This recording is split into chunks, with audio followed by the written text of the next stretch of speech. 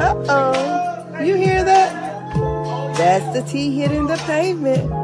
Over here on Word on the Curb, we don't sip, we spill. Word on the Curb, where the tea hits the pavement. Let's get into it. It's Angela, your favorite internet bestie, and we got the vibe. We rocking the housewives, politics, and celebrity gossip, all wrapped into one show.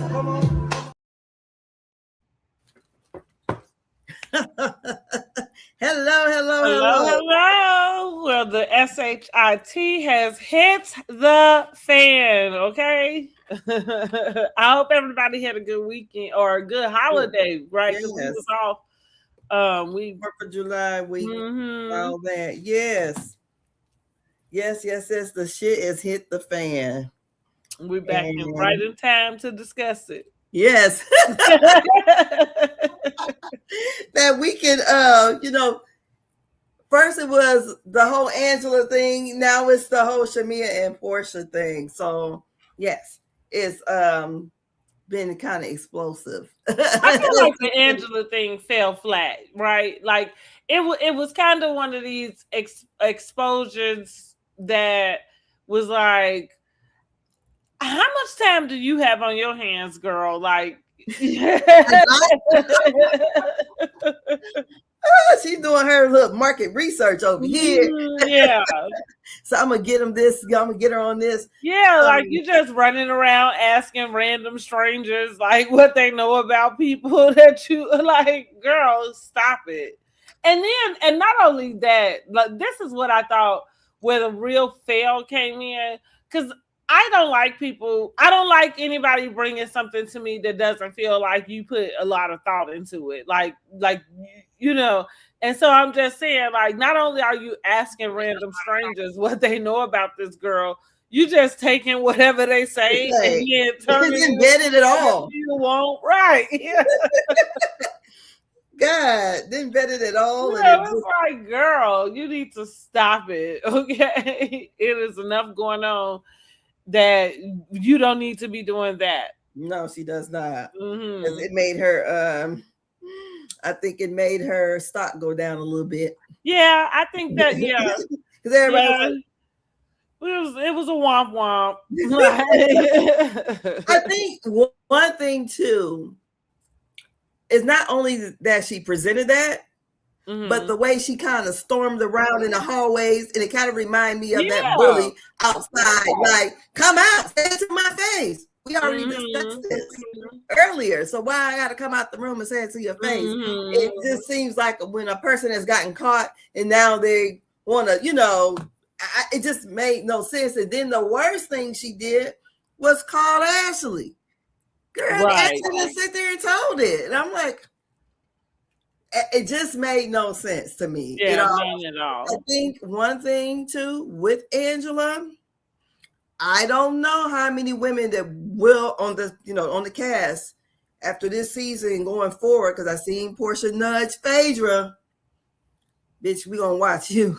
They're not gonna trust her at all. They're gonna be careful what they say about her, because what she says, she runs it back, and they don't know what kind of research she's gonna be doing for next season. And so I don't think in the end that's gonna be something that's gonna lift her up. I think that's going to be her downfall, is how she played in episode 13, because it just looked crazy to me. So, but yeah, we're in Scotland. Now, did you know that Black Scott guy? I never seen him before. No, I had no idea.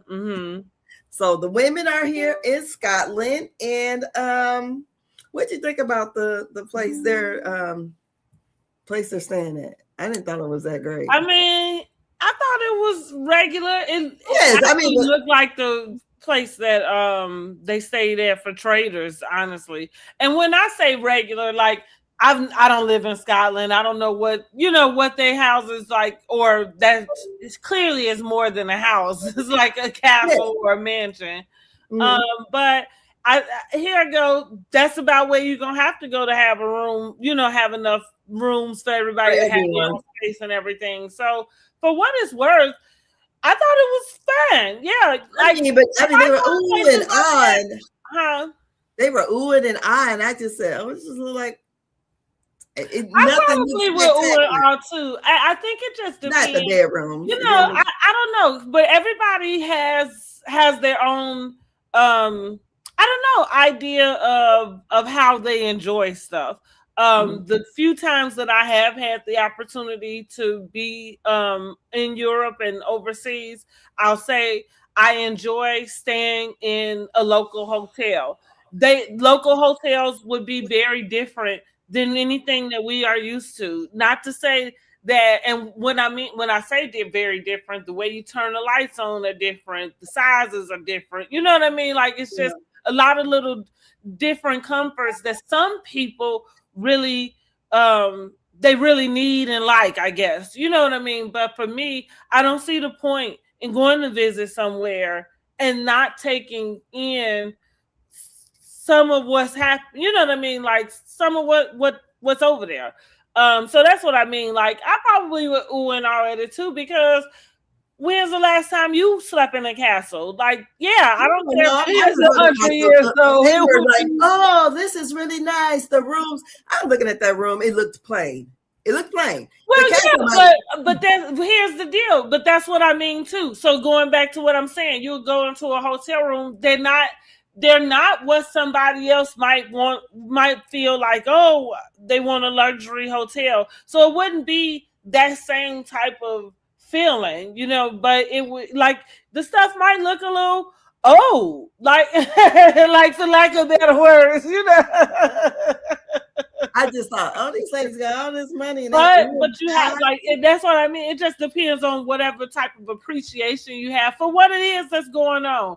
And that's what I think I would probably think the same thing. Not because it didn't have to be that top notch and extravagant, but I would take it in for what it's worth. That the ambiance of where you are, right? Like it's not like, no, it's not the Motel 6. You know what I mean? Like, but that's me. I didn't see ooh and ah. I did in the rooms. I was like, okay, we over in Scotland. They in this big old castle. Okay, but the rooms just look regular. So that's what I just was seeing, just from the shots. Yeah, you would not enjoy anything. You would not enjoy going to Europe then. Unless you were doing, like, there would have to be a different type of curated experience. But the reason why I say that is because a lot of times, depending on, especially, it don't look like as much going on in Scotland besides land. Like, you know what I mean? Like, so I don't know what you're doing out there. But most times when you at places like that, you probably are going to visit, you know, different areas. Yeah. But what I'm saying, like the Coliseum, when you get there, I mean, it's just a pile of rock. You know, when you break it all down, you know what I'm saying? Yeah, like, it's not anything going on that's all extravagant. So that's what I mean. Like, I can just see you kind of like looking like, no, I'm not like this. You know what I mean? I have appreciation for art and history. I'm talking about the rooms that do the ooh and the ah. I just thought, the same way they did the house in Houston. I mean, Dallas. Ooh and ah. And I'm like, okay, half of y'all got houses look better than this. That's where I just took it. I'm like, okay, they looked regular. The rooms looked regular. Maybe they was just putting on, honey. I think they were. Maybe they was ad-libbing. I think they were. So, but so far I was definitely enjoying everything. And then we have the situation. Like, I'm trying to remember the whole episode over there since it's been so long ago. But we have the ladies are there and they are excited to see the black guy from Scotland. I said, I didn't know who he was, never heard of him. And he does look like the was it Sterling Brown or whatever? Yeah, I thought he looked similar. He favored him, but he doesn't look like Idris Elba or whatever his name is. He doesn't look like him at all. But I thought I wouldn't have never thought about a black community in Scotland.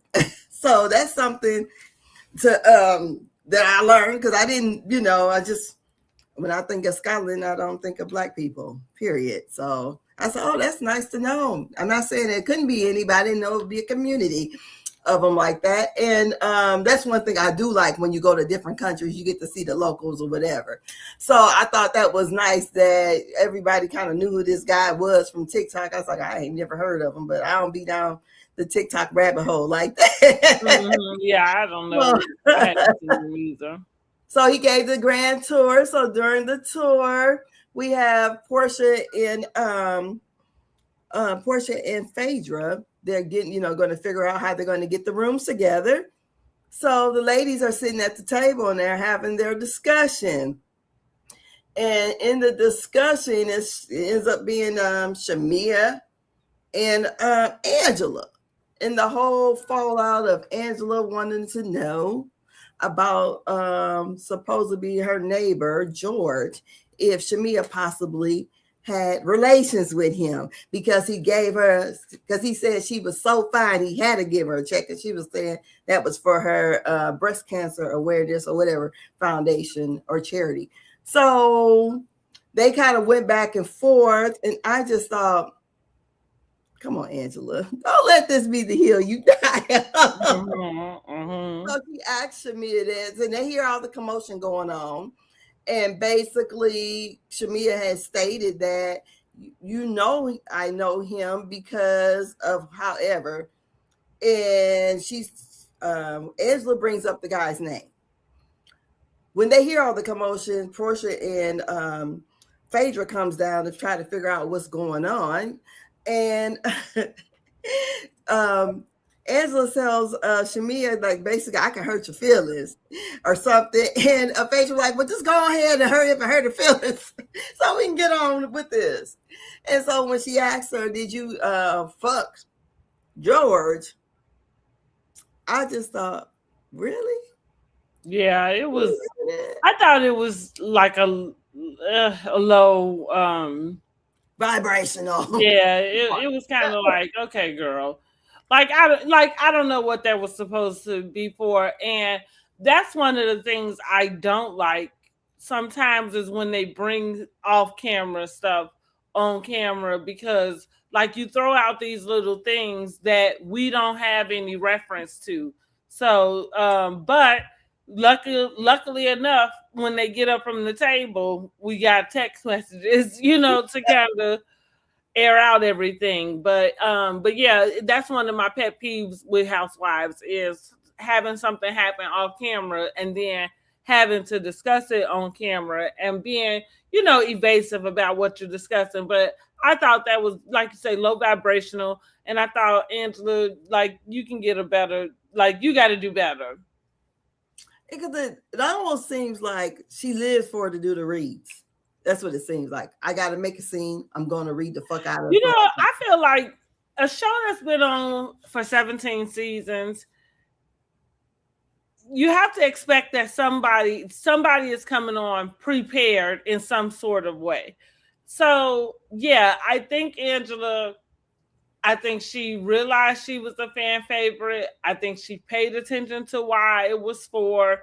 And so it's probably at the top of her head that that's kind of where she wants to stay, to be audience friendly and to keep being able to come back to the Housewives. But like I say all the time, as my reality TV enthusiast hat goes on, that's where people get caught up at, is not being, when you stop being yourself and then you kind of like are playing to the audience. And then you end up fumbling like you did. You know what I'm saying? Like, so we'll see how she takes this L though. You know what I mean? Like, and see how she recovers from it, because you can't keep doing more of the same, which is, pulling shit out the air, like to throw in, insult somebody with. I don't think we really. And the way she kept out, what they say, if you keep explaining, you're losing. When she went on Twitter and kept, or Instagram, wherever social media platforms you use, and kept trying to explain herself, and then going back and forth with the people in the comments. I'm like, girl. Well, that didn't make any sense either for what you was explaining, because you already said in the episode that, oh, I just made that up because this is what he said. So I don't know what it is. I think she's trying to say that Shamea put sauce on it and said that she said that the wife said, Ashley, that Shamea and the husband was getting it on. And I guess that's the semantics she's trying to use. Is like, no, she didn't say it. I said it. Right, but I'm saying she admitted that right in the episode. So I'm not sure what she felt like she was able to turn around when the episode aired. You know what I mean? Like, I don't know what her tweets was about, because I feel like she mentioned something like, stay tuned, there's more, as if there's something else to, you know, kind of come out after this. You know, the deal is, I don't know what her and Shamea's problem is for it to go to that type of level where you would be saying that stuff, you know, about Shamea. Now, like I said, I just using my little blues clues, you know, I'm just like, okay. Your blues I can understand Shamea feeling some sort of way towards Angela for saying, you know, for repeating her conversation to Porsha. Because I do feel like in that season, that was the major shift between whatever agreement Porsha and Shamea made to each other outside of this, you know, the show, when to start filming.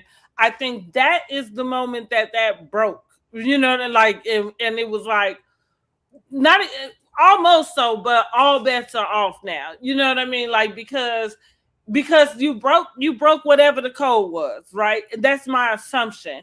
But and so for me, I'm thinking I can understand that still being a rift, and from Shamea's end, just because Shamea is clearly very hurt about this friendship, you know, breaking up. And so I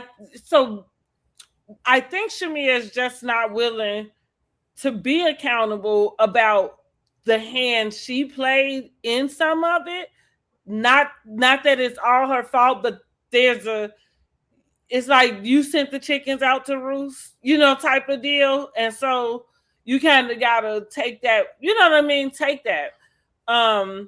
So that's what I figured was the start of it.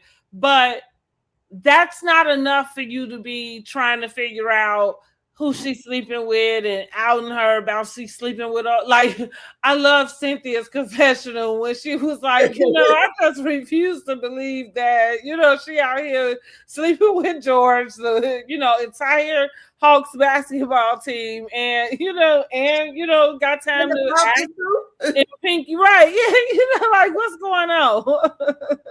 Girl, she said, there ain't that much time in the day. I'm like, girl. I'm like, right on, Cynthia, because I agree with you. You know, like, enough is enough already. I'm like, come off of this. And so I didn't enjoy that at all. But again, like, as I say about everything, there's an audience for everybody. Like, we're gonna get into it, because I do think that some of the stuff we discussing with Porsha and Shamea's friendship is a little bit like telling to the people, you know, to the people who watching and to who they have around them. But Angela, wrong road. Like, I hope whatever happens from this moment to the reunion gives Angela a chance to back it up and rewrite it, and you know, and push out something more. Huh? It was kind of on mute in episode 14. As she should be. Well, as everybody should have been. You know what I mean? But, well, I was gonna go, that was the place for her to be mute. But it's funny that she was not mute in repeating what was said. I'm not gonna let that go. I do think that, I really think that, I won't say it's her fault, But you certainly knew what you were doing, taking that back to Porsha. I think Angela had an axe to grind last year. And the reason why I would say this is Shamea laughed. Porsha said what she said. Mm-hmm. After all of that happened in Nashville, right? Mm-hmm. They were. I feel like she's like, okay, I got them. I got them. Well, She, she definitely did it and I then, think if that's what it was. she invited Porsha over to play tennis. Mm-hmm. Mm-hmm. And that's when she said it. Mm-hmm. And I feel For like sure. she was playing. Like, but I won't let that go. I believe in real time everything. That was the moment that it was just like that crack was, like the halves just fell apart, like right then and there. That you might have hit the crack already, but it was just over and downhill from there. And like I said, and I think with Shamea this season, I believe Shamea came into the season just on defense, period. With everybody, which that's the reason why she's getting into it with everybody. It's not, nobody's ganging up on her, but it looks that way because she's on defense. And it's really like, it's you, girl. It's you. Outside of Angela. Angela is doing Angela. But what I'm saying too is you can have, like, somebody could be doing one thing and that's isolated. But the reason why it seemed like she got a problem with every single person is because she is in this defensive, like, stance. She's defensive with everybody. According to K. Michelle, because here it is, everything K. Michelle has to say, we're not able to see that either. The only reason why we got that is because Shamea went on Carlos King and told us that supposedly after they filmed the scene where they got through singing the Star Spangled Banner, that Shamea went to meet Candy at the who was it? The Charlie Wilson concert.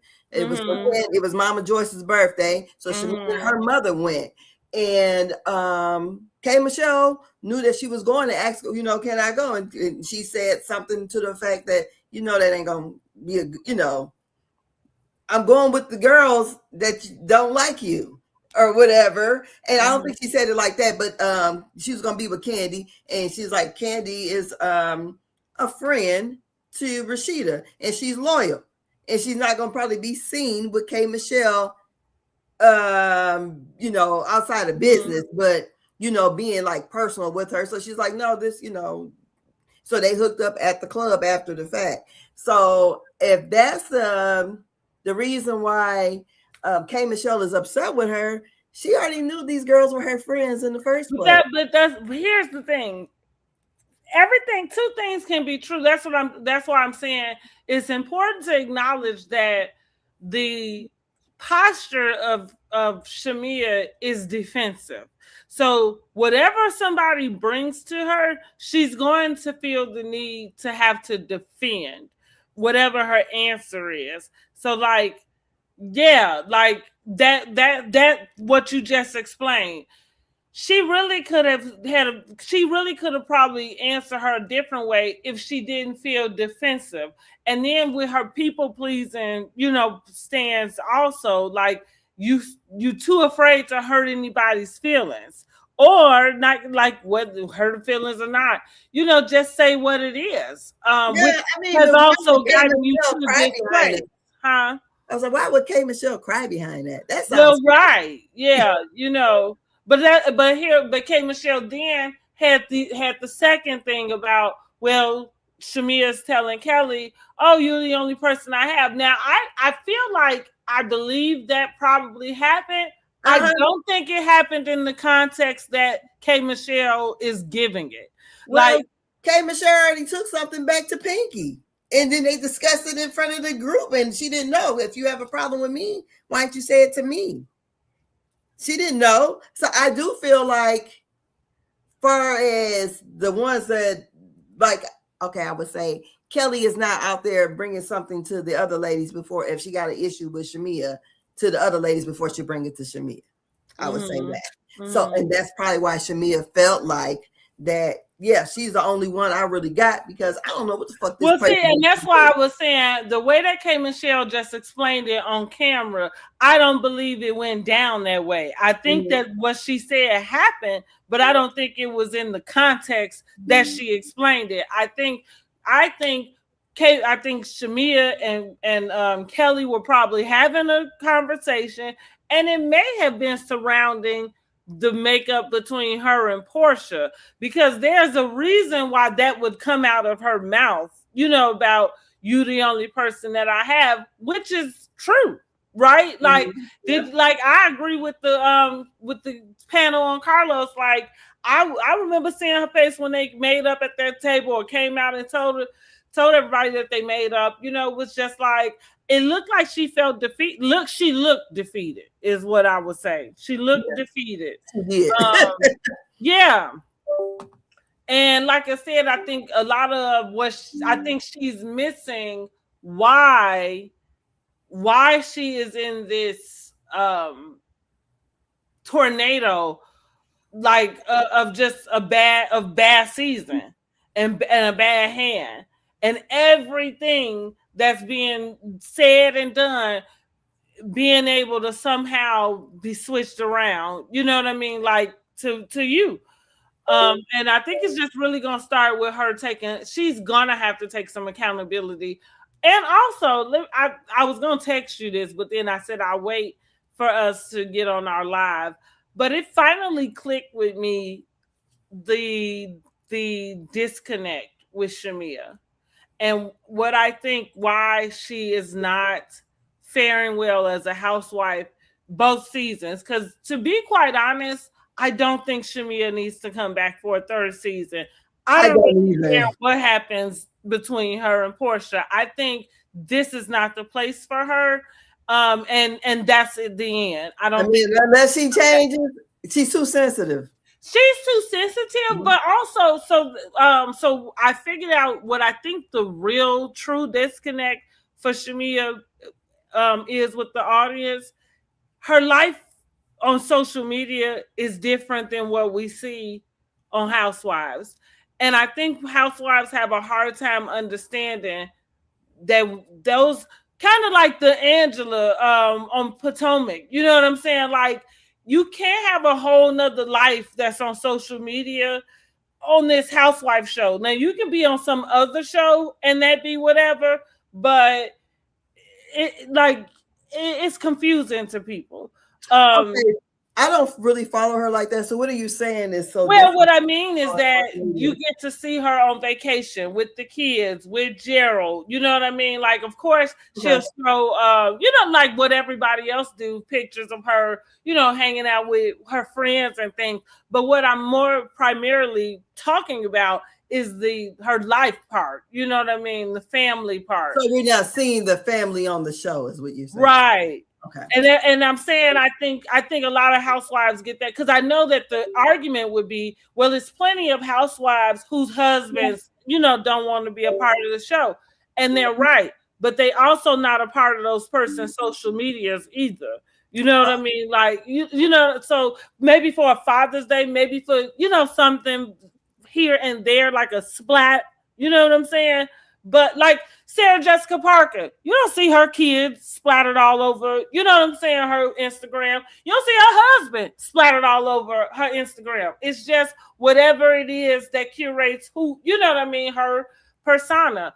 And that's how most housewives, if their husband is not involved with what they're doing, that's the way their social media will be curated. So I do feel like this is the reason why there's a disconnect in the audience with Shamea. Because we just you can go on her page right now. They just went to the pictures. Yeah, right. You know what I'm saying? Like, but when you go watch her every Sunday, you got people like, and then you'll be annoyed, right? Like, Shamea will get annoyed because there'll be people that will say your husband don't love you, even though you posting this, you know what I'm saying, on the back end. And now you sitting somewhere ready to cry in a corner because somebody don't believe that your husband love you and it's only because they can't see it on this program that's supposed to follow your life. You know, like it's like, so yeah, you can't. It's you can't do both. And so I think that's why she doesn't need to come back. And it's just unfortunate. It's just unfortunate. As bad as it does appear that she really wanted to be here, clearly, it's not a good fit. And it's unfortunate that she just didn't want to listen to her good girlfriend, though, because here I go. What she said. You said that you didn't want me to mess up our friendship, and I'm thinking like, ding, ding, ding, ding. Like, where are y'all at, though?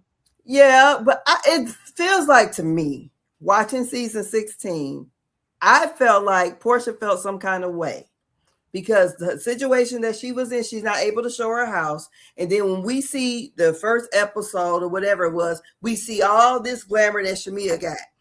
When she finally made it to the party, it just seemed like, this is my thing, and here you're taking my shine. That's the way I took it. I feel like there's nothing wrong with having that feeling. And I think that if she told her friend that, because Shamea keeps wanting, I think Blue Card right. Shamea keeps wanting to get it out, to feel like, well, this is what you told me. You told me you didn't want me to be a part of this show. And just to your point, you say, well, I think she wanted this to be her own thing.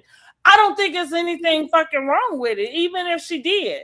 Like, I don't think because you're friends with somebody means you have to share everything that you're doing. Like, I think, and that's why I'm confused sometimes. Well, I think why did she bring her on as a friend then? Because to me, that only feeds that. So it's funny you would say that. Because it's my opinion, and I think we should promise each other to go back and do a deep dive and come back and review those old seasons. But it's my opinion, and it's so funny. I called this out years ago before any of this started happening between Shamea and Porsha. It's my opinion that it was Kandi that brought Shamea back on that show more so than Porsha. Porsha started to bring her more back in the later seasons, but when we first started seeing Shamea, even that, like, Porsha came in her first episode, Shamea was at the party with her with all the Kenya stuff. Okay, but after that, it was Kandi that was inviting her to do, like, when they did the Miami trip. Kandi invited Shamea to Miami. I think when they did that boat thing, I think Kandi invited Shamea on that boat. I thought Shamea came down there and helped set up.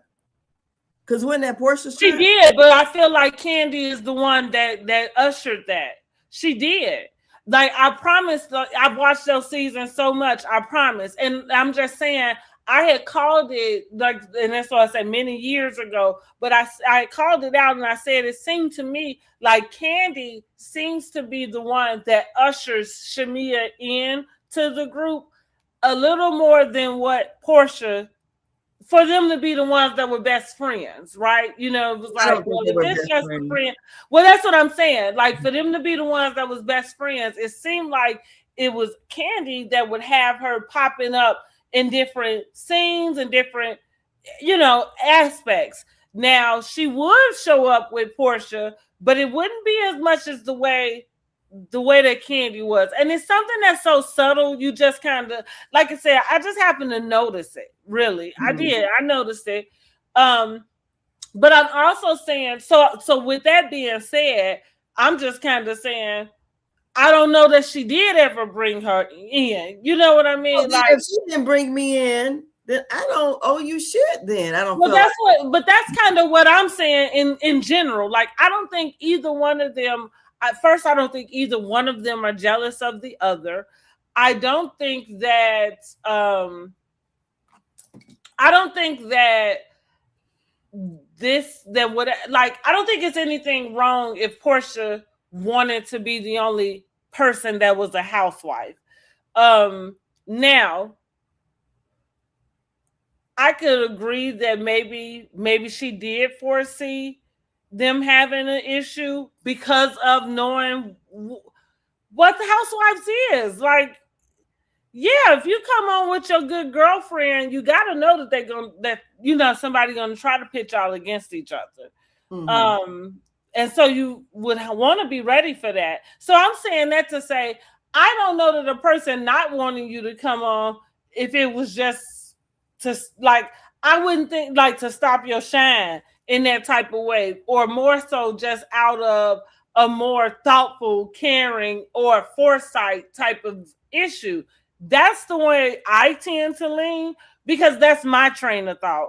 Like that's kind of what I mean. Like I don't have friends that and if they are, then it's in secret. But I don't have friends that are jealous of me, and I don't have friends that I'm jealous of. And no, but I wouldn't care if you wanted to do the same thing I'm doing. That wouldn't bother me. Mm-hmm. You know, that wouldn't. But on the episode, when Shamea did state that Porsha didn't want her on the show or whatever, and then Porsha said no, and then they flipped back to where Andy and Porsha were talking about it, and he agreed that Porsha wanted her on the show. So what do we have?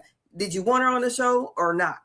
Listen, I think she did. I think you can read between the lines and say the most reasonable thing is that she probably didn't want her on the show. Now, here's the other part to that. Her not wanting her on the show and Shamea not accepting to be on the show, those are two separate things. That's what I mean by Shamea has to take some accountability for her own things. You know what I mean? She needs to take accountability for her own missteps, for her own things, because that would be your fault, my dear. You know what I mean? Like, especially if somebody is being upfront with you about it. Hey, Professor Chris, thank you. You too. Thanks for joining us. Make sure you like the video and share it out. Yeah, so I guess what accountability would she need to take? Because she has to take accountability for her own. So, in my opinion, the problem with people who have like the victim mentality or like victim defense is they're not willing to look at where their actions could have deterred or changed something.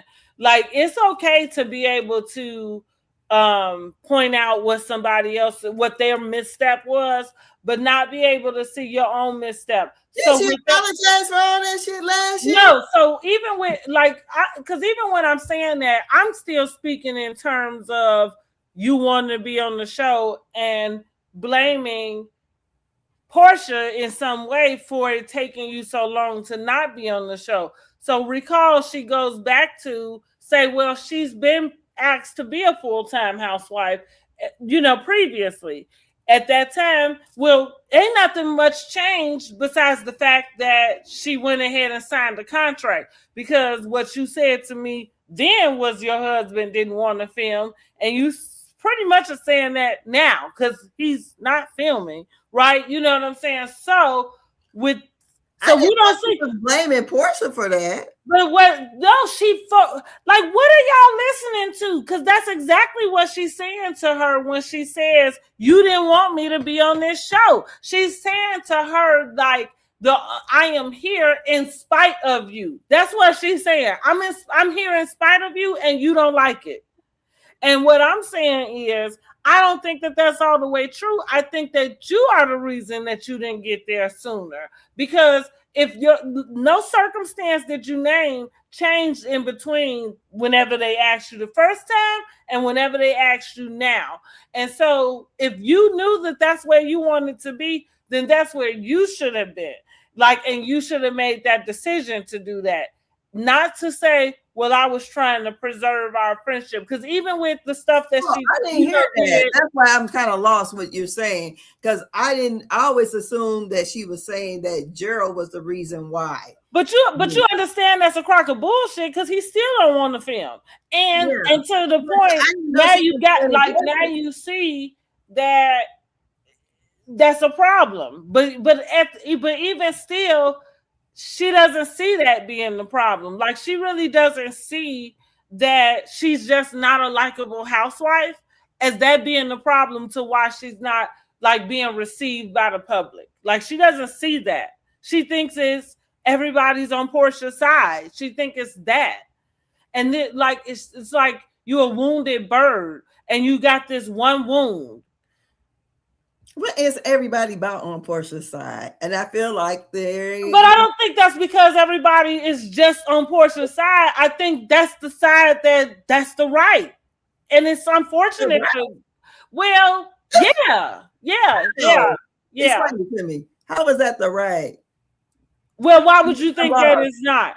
I want to know. I feel like, because I feel like I did just explain, because I think Shamea is not taking accountability. And I don't think she's taking accountability for any of her things, whether it's you being a people pleaser, whether it's like whatever caused her to stay in whatever relationship she was in when it comes to Porsha. She's not admitting that. She wants everything to be, this girl is whatever it is that she is. And I think that's a problem. That's a problem to me. That she's not taking accountability for their relationship being broken, or she's just not taking accountability for what her part in that is. Not like, I don't think it's her fault, but I think she has fault in it. I think and I'm saying she's not being accountable for that. She's really just pointing the finger, and it's like, but you're not accepting any, because really, like I tell people, you can't control nobody anyway. So if she don't believe it, what's the point in you harping on? I think that problem said, she said that I'm a people pleaser, and she knows that's part of her shortcoming. And it seems like the friendship was definitely lopsided, the way it's presented on TV. So Porsha expected her to be more of the sidekick, and then when it seems like they were going to be on the same level, a playing field, then it became an issue. She did not like how you said Porsha expected her to be the sidekick. That's what it's saying. Is that because Shamea placed herself as a sidekick? Like, you can't be mad at, yes, it is. That's what I mean. You can't get mad at somebody for put yourself in. Yeah, but I think that has to go along with her people pleasing type of personality. So that would be what she needs to That's start. Okay, so let's go here. In order to start, like, to come back from the people pleasing, you would have to start admitting how you feel about stuff. Because part of the most thing, in my opinion, about people pleasing is not being able to express yourself, or like, because you don't want to hurt nobody's feelings, and that's what I'm saying. Like, so. If you haven't even started to do that now, I mean, it looks like she's trying to do it now. Well, she is, but no. That's what I'm finna. That's why I was gonna stop and say she is flailing at the table. She's not speaking up for herself. You are crashing out like some toddler. You know what I mean? Like, really, that's what's happening. Yeah. And so, which goes back to why this is not the place for you, because you know better than that. And like, you can be able to express yourself better than that. So what Porsha doing online? Is she crashing out like a toddler too? Now listen, she done took it all the way to the depths of hell. But because I had been giving her I said shit. Why everybody credit all season, for just keeping her composure, honey. You talk about what Cynthia said. She had one in the chamber, and I guess this one had one in the clip. Because, like, I said, boy, them pastors be getting around in Atlanta. Because everybody, Kelly got a pastor, so does If it ain't the Nigerians, it's the damn pastor. Ain't that nothing like Lord? Like, and I hope everybody is on their prep, right? Like what? Yeah, right. Now, I'm with you when you right now. Please make this a prep commercial. Damn. But yeah, everybody is taking a prep while you at it, okay? While all of these activities are going on. But yeah, so I mean, listen, I don't know. I don't know who has fault as far as the mothers go. I do think that so I made the statement that Shamea was a horrible friend. And the reason why I say that is because you can't be a friend to yourself, first of all. And the people pleasing, like that's the reason why people say a friend to everyone is a friend to no one, because you can't really decide where your loyalties stand. And especially where it comes to some situation where you just have to make a decision. What you say? I don't think Shamea has the it factor, and she's very conniving. She got Miss Pat fired from not the whole got her fired. Jesus. I think they both had left at the same time. Well, y'all gonna have to fill me in about that, because I never understood what happened to her at the radio station. But what was I saying prior to that? So I done forgot. Anyway, I just think that Shamea, her friend to everyone is a friend to no one. And so I think Shamea she's got to come up out of that. And she has to learn how to stand on her own. Like, I feel like we give everybody a little too much credit to be able to control grown people, because I don't even think it worked that way. I think she's used to Shamea was controlling the B crew. But that's what I think she's used to the sidekick role, because the sidekick role is what allows you to be friendly with everybody. If you everybody's sidekick, right? Nobody's ever intimidated by the person who can come in and shine beyond everybody else in the room. Nobody, who's gonna get mad at that, right? Nobody. So I think when she has to work on that first. And move on from there, but she's not gonna be a good fit as a housewife. I don't like, it's just over. This, like, stick a fork in it. You're done. Yeah, you're done. Do you think she's coming back? Because I think they probably still gonna call her back. I mean, the goal of reality TV would be to exploit your pain. Yeah. So, yeah, they're going to call her back. I hope she got enough sense to not come back. You damn sure got enough money. So, you know what I mean? Like, I just hope you got enough sense to not come back, because it doesn't even feel healthy for her mental health. Like, it doesn't feel fun. It doesn't. Yeah. Her expectations of what the housewife was going to be. Yeah, which is crazy to me, because you spent so much time in that space. I don't know where was you at, girl? In La La Land? I don't think she was gonna think that everybody was gonna come at her. And that's, I mean, for what she did this year, only person should have beef with her is whatever her and Porsha got going on, and Phaedra, because she lied or misquoted Phaedra saying that Pinky ate meat. Other than that, where's the rest of this coming from? And I think K. Michelle is just a flip flopper in general. Yeah. Who is Cynthia? Well, yeah. You think Cynthia is? Yes, she is. Some of the shit she said. No, because I do think Shamea has brought some things on herself. No, not saying that. When she said that Shamea had the power to get the group together, I'm like, what is we talking about, Cynthia? Honey, Shamea can barely hold on here. Let alone get the whole group together. Yes, in the way that she said it, Pinky was like, because she was trying to say, like, if you're not good, like that side of the group ain't good. And Pinky and Michelle, like, what, bitch? We ain't following her.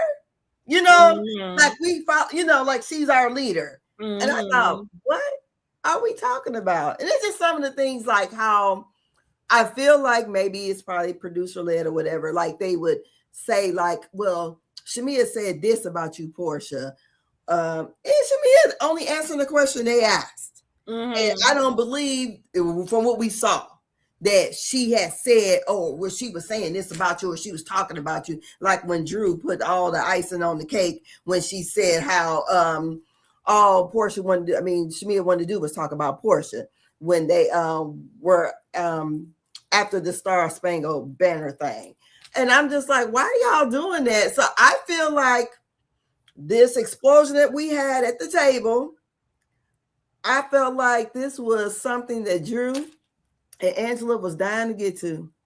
For sure. I think everybody was. I think, like we had talked about it a few weeks ago, I think watching the season without Porsha and Shamea having a conversation with each other, just it's a little strange. Now, the season was able to go on without, without it making a huge deal. But I think everybody's, in the back of everybody's mind, we still are waiting on it. That's kind of what I thought, in my opinion, where Angela was coming from. Like you kind of saying, trying to poke her into that conversation about it, but Drew just kind of belly flopped her way right on into it. And I guess you say, well, shit, like to hear, here you go. I don't know. I thought, let me go. The reason why I said Shamea was a bad friend is because I thought her response, I listened to her say, well, you know what else they didn't know? They didn't know about, and then, your mother trying to sleep with my dad. And it was just like, that's like I said, now how long? I think I would have, but I would have said that when she said your mother did something egregious to my mom, then I would have popped off right then. Well, see, I think that's kind of where the disconnect comes in at, right? Because and every time somebody asks her about her delayed response to something or what have you, it's, oh, well, I was trying to protect this friendship.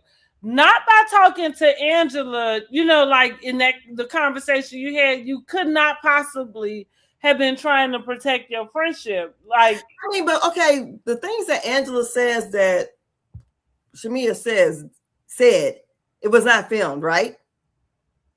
No, it didn't. So we just basically going by what Angela said.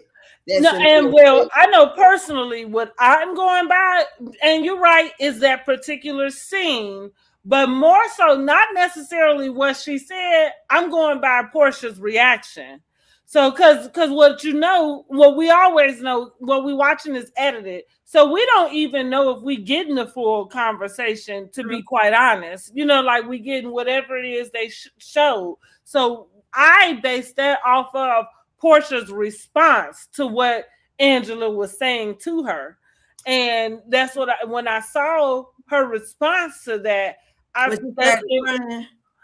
when she started crying. Yeah, but it wasn't one of those performative type of cries. It was something, at least for me, it was something that I felt she was caught off guard. Like whatever, so that lady said something to her. And like I said, it would be something that, how you could, somebody come and tell you something somebody else said, but the only way you're able to validate it is because they're saying something that only that person could say. Mm-hmm. You know what I mean? Like that, that's the only way to validate it. It's like, well, and that's what I'm saying now. I don't know what that is, because what I'm admitting is, I don't know that we saw the whole conversation, but I'm saying she said something to her, and it seemed to validate that you telling me the truth, because you know what I mean? Because you must have said something that that had to come out of her mouth. You know what I mean? So, and that's why I say I think it was at that moment for Porsha that the whole thing shifted for her. whatever, and I like to say whatever it was, because I can't imagine that they did not have a conversation about how they wanted to handle each other in this Okay, so arena. it seems like their issue after all of that, they supposed to have made up and whatever, because we left the season last year. But they had some other type of text exchange. But the text exchange was about, she said, you kiss Candy in the club, I kiss Candy in the club. And that's when Shamea texted her about her saying that at the reunion. Okay. So that's what they kind of got, that's how it made it seem, what they got into it about. I guess she felt that was not cool. Me personally, if you're my friend, whether it's true or not, but if it's definitely not true, and I'm fucking married, because I feel like Porsha has nothing to lose. So now here we are with all this other stuff. So, and I feel like you are intentionally. Now, if we go back to season 9, because we wouldn't have been friends after season 9. Point blank period. You were my friend.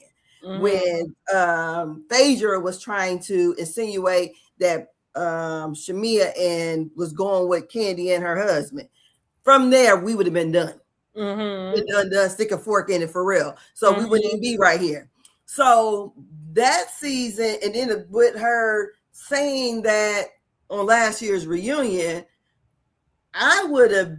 we want to have a conversation, because I'm like, what are you trying to do to my, why are we saying this? We can have whatever back and forth, but I feel like it's intentionally that you're really trying to do something to my marriage.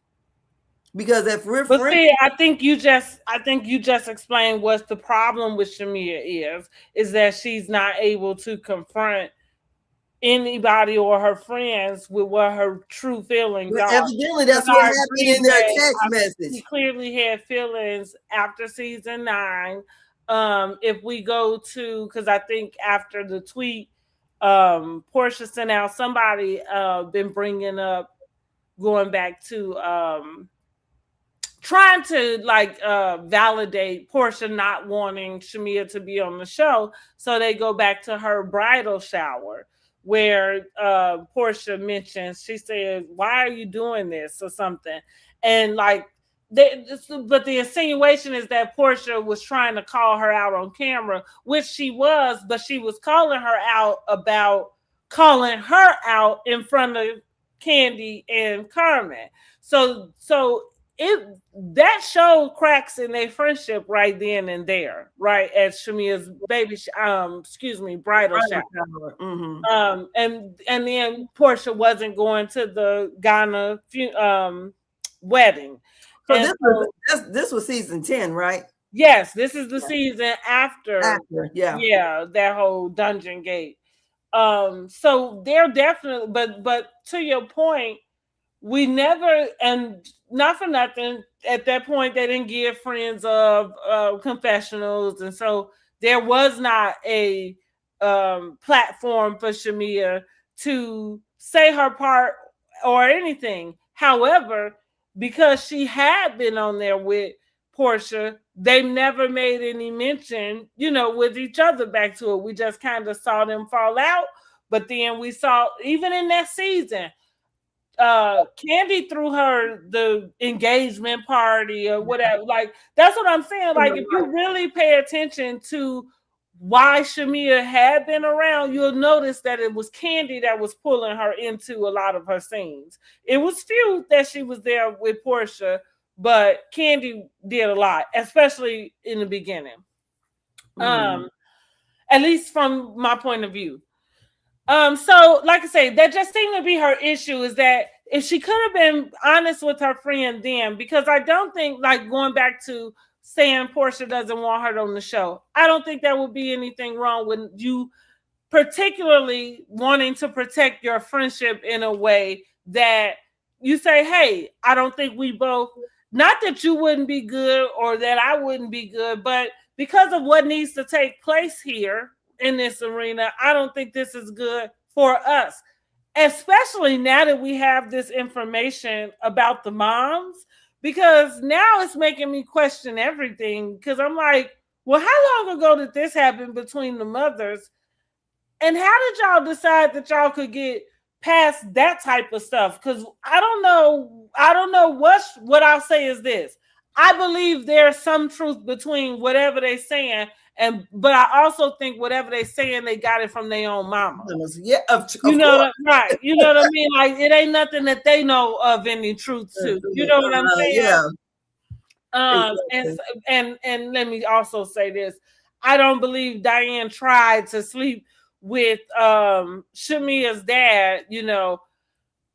I'm not I'm not saying nothing go down, huh? Because I don't put nothing past nobody. Well, I don't either. But what I think, you know what I think happens more often than not that don't nobody ever want to admit, especially when you have some fine piece of thing walking around. I think husbands try their shit on their own fucking wives. And I think when somebody come and tell somebody about it, you don't want to fucking believe it. Or, you know, like, and so it's just way easier because women are like that. It's way easier to blame some female because you two cuckoo for Cocoa Puffs to understand that your raggedy ass man could be walking around being a fucking creep, hitting on your fucking best friend who's single. Like that happened. It's a whole nother level. Now we don't even I'm just saying. This man got businesses and he's doing well. But that wouldn't make him any less creepish to be doing that type of stuff. And all I'm saying too is a lot of times that be the thing. That's why a lot of, like, even when they had the discussion, like if you knew something about your friend, man, would you go tell them? Like, no, because 9 times out of 10, she gonna believe him. Like she ain't gonna. I can tell you. I saw the man, like right there, you know, getting it in, like you said, at the swingers club, and you gonna not be my friend. You gonna tell me about how I'm so jealous because you got a husband and I don't. Like it depends on the friend. So if it's my friend that we have a very close relationship, and I know my friend is not coming to me with some, you know, some bullshit for real. Mm-hmm. If she tells that to me, first of all, I'm not going to be mad with her. I'm glad you told me. And no, that's not the kind of friendship that I would have, that you could tell me something and then I'm gonna get mad at you. That's no. But I tell me something. But women do it every day, and that's all. And that's all I'm saying is, like, you could, like, women will take the males, you know, like their side or word or whatever, you know, you want to call it, before they believe anything other. And listen, I'm just looking at the way that they look. Looking at their young pictures, they both look nice looking back then. I ain't talking about 60 some years old, because 10, 15 years ago, Porsha mama was big. That don't mean, like, you know, it's a lot of BBW chasers. Like, I'm just saying. Everybody don't like the same thing. Ugly with money don't mean you can't pull it. See, like, that's what I'm saying. Like, just because somebody might be a little ugly or whatever, that don't mean nothing either. I'm not saying no one's ugly here, because we don't know what these people look like 30 years ago or whatever. I assume this is that, and so going back to the original point, you think that's how long ago some stuff like that took place? And is that they said that they met when they were in middle school. The women fell out, I thought, it seems like years ago. Mm-hmm. So I would imagine it's probably been 20 years. How long they been on this damn show? She said they was, because when Porsha got on the show and Shamea came, their mothers was already and got into it. Okay. So, and they just decided that they was just gonna not let that. That was bullshit. So, you know, you want to know something that's funny? That was, I believe that was a friendship of convenience in general, which still takes me back to Shamea. Because, well, he wants to be on the reason, like, we have to look at this with a very reasonable, open mind. And not because you like one person. I don't like neither one more than the other. Okay, so this is what I mean. My favorite ain't even on the show. Shamea, because if you decide, so because this is your, like, and when she got in the van crying, this her family. You the one brought this shit up. First of all, nobody would have known had you not said a motherfucking word. I'm like, girl, if you gonna take it to hell, why the fuck are you gonna cry? You know what I mean? Like, no, you the one sat there at that table, and like I said, baby, that shit was sitting right at the top of your throat, honey. I like you, and like I'm saying about her, that's why she was on the defense. You came in on the season ready to unload that, like you was just waiting for something to happen. Like, so that can be what your response is. That's why you snapping on everybody. I think she got it together when she talked to her mama on the phone. That's at that very moment that she got her courage. Like, well, I'm like, I don't care what happened. I'm just gonna blurt it out. Yeah, but again, so now you want to talk about this could, I guess maybe you think this could ruin your family. Well, you should have kept that to yourself. But what she's like, well, this is my family, you know, like as if it could bring some type of harm to her family. And my point is, if you thought that hard, then you just would have kept it to yourself then, like, because you the one put it out there. But that's what I mean by going back to Shamea, again, being the problem or problematic one. Because I'm just going, you saying the parents broke up or had already become not friends. Mm-hmm. Then Porsha and Shamea reconnect as Porsha is entering her first season onto Housewives. Now, Porsha comes in as a full-time housewife. She doesn't audition as a friend of. So I'm making that point to say it wasn't Porsha and Shamea coming in together as friends, both auditioning. It was Porsha as the housewife, Shamea coming in. So what I'm saying is that friendship does seem to have been connected and built off of an actual possibility to have for Shamea to be entered into the housewives, and then to turn around and Candy kind of be the next person trying to usher you in, you know, like, because it seemed like that it must have been some kind of, you must have been talking to the girls, letting them know that you wanted to be on, Shamea. So what I'm saying is, it sounds like Shamea was the one being calculated. I'm not gonna say she wasn't being calculated because she knew she wanted to be on the show. Yeah. So, and evidently, however, she might have found out. Yeah. So you know what? So this is all, in the grand scheme of things, this is all Shamea's fault, because all Shamea had to do was be honest. Well, true. That's all I'm saying. That's all she ever had to do was be honest. I don't know. I think even as bad of a friend as it made her look, I think we all see Porsha was honest with her about what she could do. You know, definitely. And you know what I'm saying? Like, I guess. I mean, like I said, and even though it made her look like a bad friend, it didn't stop her from being honest with her.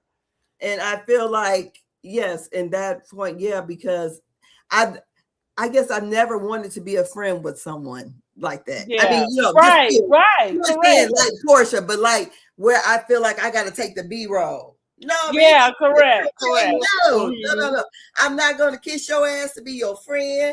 I'm not going to. Hell, you ain't going to kiss mine either. Like, we don't roll like that. Like, we can shine together. Yeah. You know, or if you don't, then don't. But don't hate on mine, you know. I'm just like, I could not. I guess maybe that's why my mind don't work that way, because I don't feel like inferior of other women. So I'm gonna stand and, like, I got mad. I said, "Why you gonna bring this shit to the table? Why the fuck you gonna get up and leave? I'm gonna sit right there. Yeah, I mean, right, and also, it came from nowhere. It was like this is what you had, but I have to agree. And listen, that's why, like, hate on Porsha all you want, because she good at what the fuck they hire her to do. But I agree with it. I say, like, when she say, and there it is right there. Like, that's it. Like, I have did that to people. Like, I just told my cousin, spirits jump out of people, and it looked like that. Like, that's what it looked like that. When somebody say something, like they go pull something so off the wall from, and you, like you say, you like, what even warranted that to come out? Like, nothing was being discussed that even needed to go there. Like, no, I think Mama Morton told her to go there. I'm not gonna lie. That's what I feel. Somebody did. Well, yes. the spirit did. Yeah, that's what I said. Like, I agree with Porsha. Say I ain't fucking with her till that spirit get up off of her, and I would agree with you, because that is and it does look like a seed of jealousy. It does look like a seed of like envy or something. I would say probably envy that, or I would say very hurt in this. I'm a burn hurt. Yeah, you're gonna forgive all these bitches that you don't like, and I know you don't like them, and then. But I guess I could not be Shamea, because I just wouldn't give a damn.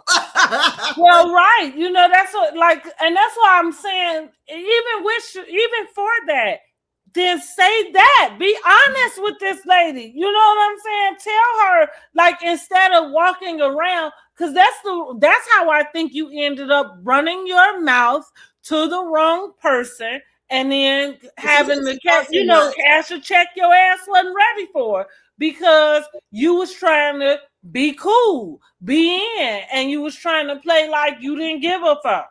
You know what I mean? But you do. Mm-hmm. You wouldn't have still been there if you hadn't. You know what I mean? Like, because, and I agree. Like, I think the best thing your friend could do is be honest with you, and because, like, being a friend to somebody doesn't always mean agreement. Yeah. Like, it doesn't always mean that somebody is always going to move in the way you want them to or prefer them to, but it requires acceptance of people, and you know what I'm saying? Like, in just the way that they come. So the best thing you can do is be honest. And sometimes people can't hold that. You know what I mean? Like, I've had a friendship in that same kind of like way. Like, I responded to something in an honest way, and I didn't know that the person had I guess it hurt their feelings. You know what I mean? Like, or whatever. They just expected that I was supposed to do something different. And they held on to resentment. So we had some small little falling out about something, and then all of a sudden that thing comes back up. You know what I mean? And so that's why I say, like, I'm a person that's kind of similar to that. Like, if you can hold on to something and pretend to be okay with me and all of that, I don't want a friend that moves like that. Because I can't handle that. Like, I need you to be upfront with me, because I'm gonna be upfront with you. If I don't feel like doing something, I'm gonna probably tell you. I need you to be able to, be okay with that, to not feel like I'm trying to hurt your feelings, or you know what I'm saying? I think I'm like my mom says, you're very critical. So I'm not gonna intentionally, I don't think it's being mean, but if you ask me something, you would say, oh, Angela, how you think this look? And if I think it's ugly, I'm like, girl, that is fucking ugly. I'm not going to send you out here and have everybody else talking about you. Mm-hmm. So I'm going to let you know right up front. No, girl, that's ugly. I don't like this. I don't like, that's me. Point blank, period. But the whole, I guess I'm not a people pleaser at all. Either you take me as I am or whatever. I don't care. But I'm not going to, I hate that for Shamea. Yeah, I just be character, because girl, A lot of women would love to be in your situation. That's, you know, I think that's the shame of it, in my opinion. So, like, not everybody can be a queen bee. Not everybody is made to be queen bee. You know, like But I don't think everybody on the show is not a queen bee either. No, but I'm saying it's kind of like she kind of got that Clarissa disease. You know, like in a sense where you're not accepting that you're not. You know what I mean? Like, and that doesn't diminish the life that you have, because I agree with you. The life you have, girl, if you do it right, you can make them bitches, you know what I'm saying, like kind of pan over what you doing, you know. But you too busy trying to fit in with them. And what's crazy is, to your point, they the ones that's got less than what you got. Like, that don't even make no damn sense. It don't. Drew don't even got her Drew ain't got her kids, barely got a place to stay. Girl, I don't know. And right. And you somewhere, you see, like, that, get the hell off this show, girl. Get off this show. Go get yourself in somebody's couch. Girl, please. And move on with the rest of your life. Because I would say, yeah, these women are too low vibrational for me. And I feel like the way that with Angela and the way that she's moving, I would have sent her a cease and desist. Oh God. Oh, for sure. You get me? Because it's like I'm. Yeah, I can hear you coming in and out. Okay. Mm-hmm. But I would have definitely sent Angela a cease and desist, because you're not going to just walk around here making all these claims. And I got other. I would have. I'm sorry. Let you put a name on it. I feel like the cease and desist really ain't nothing. I wouldn't have wasted my time with that. I tell y'all, ever since my job is asking me about it. Sued that lady. That is, in my opinion, I'm like, that's what every other celebrity, you should put money up, waiting for the person to come, like, to come and do you like that, and come roll their ass right into defamation court. Like, yeah. I wouldn't waste my money on a cease and desist. I let them see. That's the type of bitch I am. You play with me, and when it's time for me to respond, I'm gonna let your ass know. Don't you come back around here again. I don't think they can sue each other, can they? Huh? They can't do the defamation lawsuits being a part of Bravo, can they? Oh, maybe you can. I don't know. Maybe you can. I wonder if they can do each other, because I'm almost certain the contract is that they can't sue the company. But I wonder if they can sue each other, because that would be more civil. I don't think that they can. You know, I don't think it's kind of like you can't draw up a contract that includes prostitution. You know what I'm saying? Like, I can't draw up a contract that would be illegal. Mm-hmm. So I'm thinking, amongst the two of them, they probably could. I'm for sure can't sue them, the production people. Make sense? Britt trying to. Who is? No, that's what I mean. No, that's my point though. You can't sue, like, I mean, well, okay, let me put this in technical terms. Technically, you can sue whoever you want to if you pay the fees. You got a lawyer to file the, paperwork, whatever. You can sue whoever you want. But to your point, when you sign these contracts for housewives, generally the company, the production company, is going to protect themselves by having a clause in there about not being able to file suit because you can expect these things to happen. So while you can sue a person, that doesn't mean you're going to win. Clearly, Britt Eady is not about to win anything. Now, could Britt Eady sue Kenya Moore? Yes, because their contracts are not with each other. That, you know what I'm saying? Like, I don't have a contract with Kenya Moore. The contract is with Bravo and whoever the parent company is. Yeah, she gonna sue Kenya over a picture that's not her. Well, right. And then, and Kenya is up to her elbow in, legal fees her damn self. So.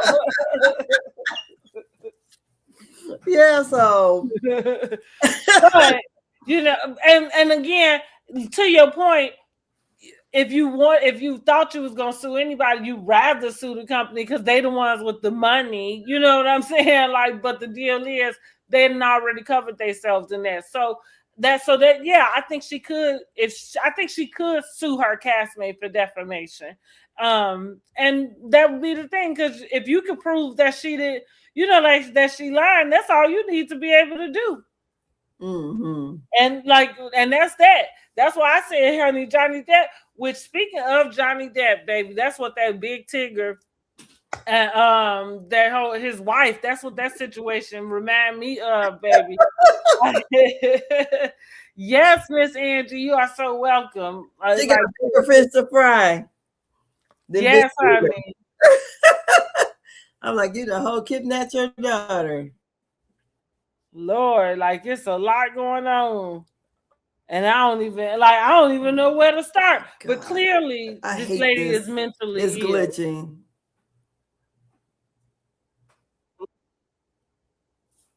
Yeah, clearly the lady is mentally ill. But back to this Porsha, and so yeah, I thought Shamea was dead wrong for going there.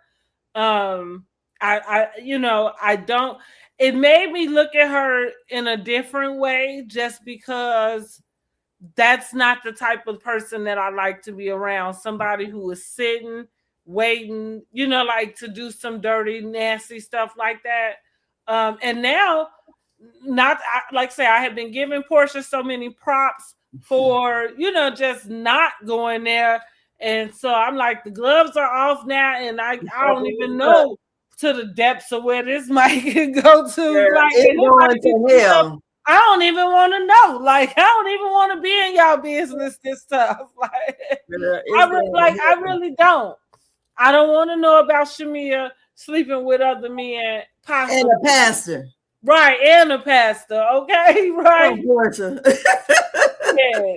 Now we gonna have to say, now, which player on the team, honey? Angela, since you got that much information now, let me stop. Yeah. And I'm more interested in to get to this reunion, though, to see how this reunion goes. Did you watch What Happens Live? I did not.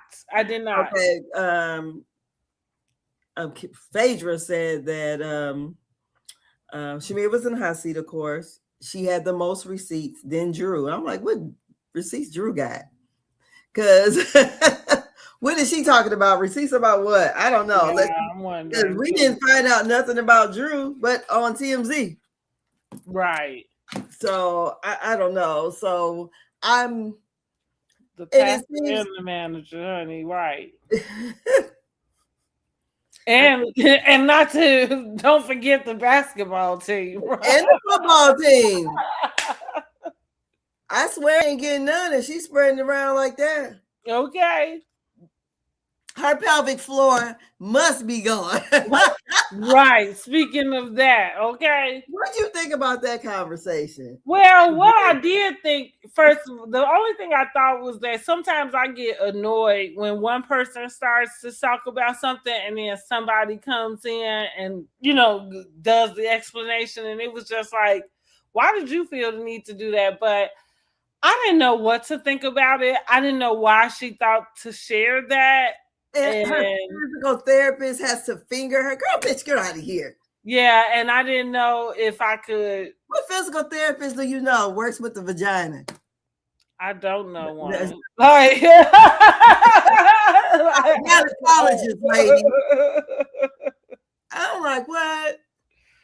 Now I know that you can go to a chiropractor and get your hips repositioned, but I never heard going inside is mess with your vagina, but the goddamn just That's the only Thursday, information maybe. that I have about it. Also, Yeah.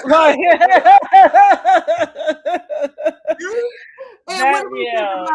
about Drew upcoming project with Ray J? I said that's not a flex. No, it's not, because Ray J needs help. Like, so Yeah. if it make us some money, fan, I think what we see Drew doing is anything for some money. I said Ray J. One wish, Ray J. Okay, I thought he's supposed to be 9.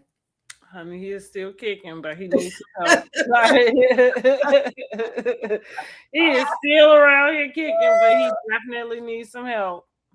I'm like, oh my goodness. So yeah, I thought that was funny. And what about the everybody that dipped in the lady pond? Those conversations. The first night of the I church. don't know. I guess I don't know. I've never dipped in the lady pond. I don't have a desire to. I think I felt like Drew kind of joined in just to kind of be a part of the group, She did it to be submissive to her husband. Yeah, but I don't believe it. Like, I don't believe it.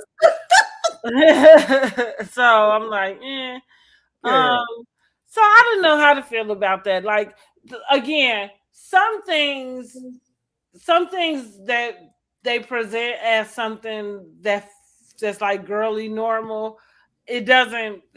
I don't have that experience in my girl group. None at all. And I thought, well, that's when we learned that Pinky had been in a 3-year relationship with a woman.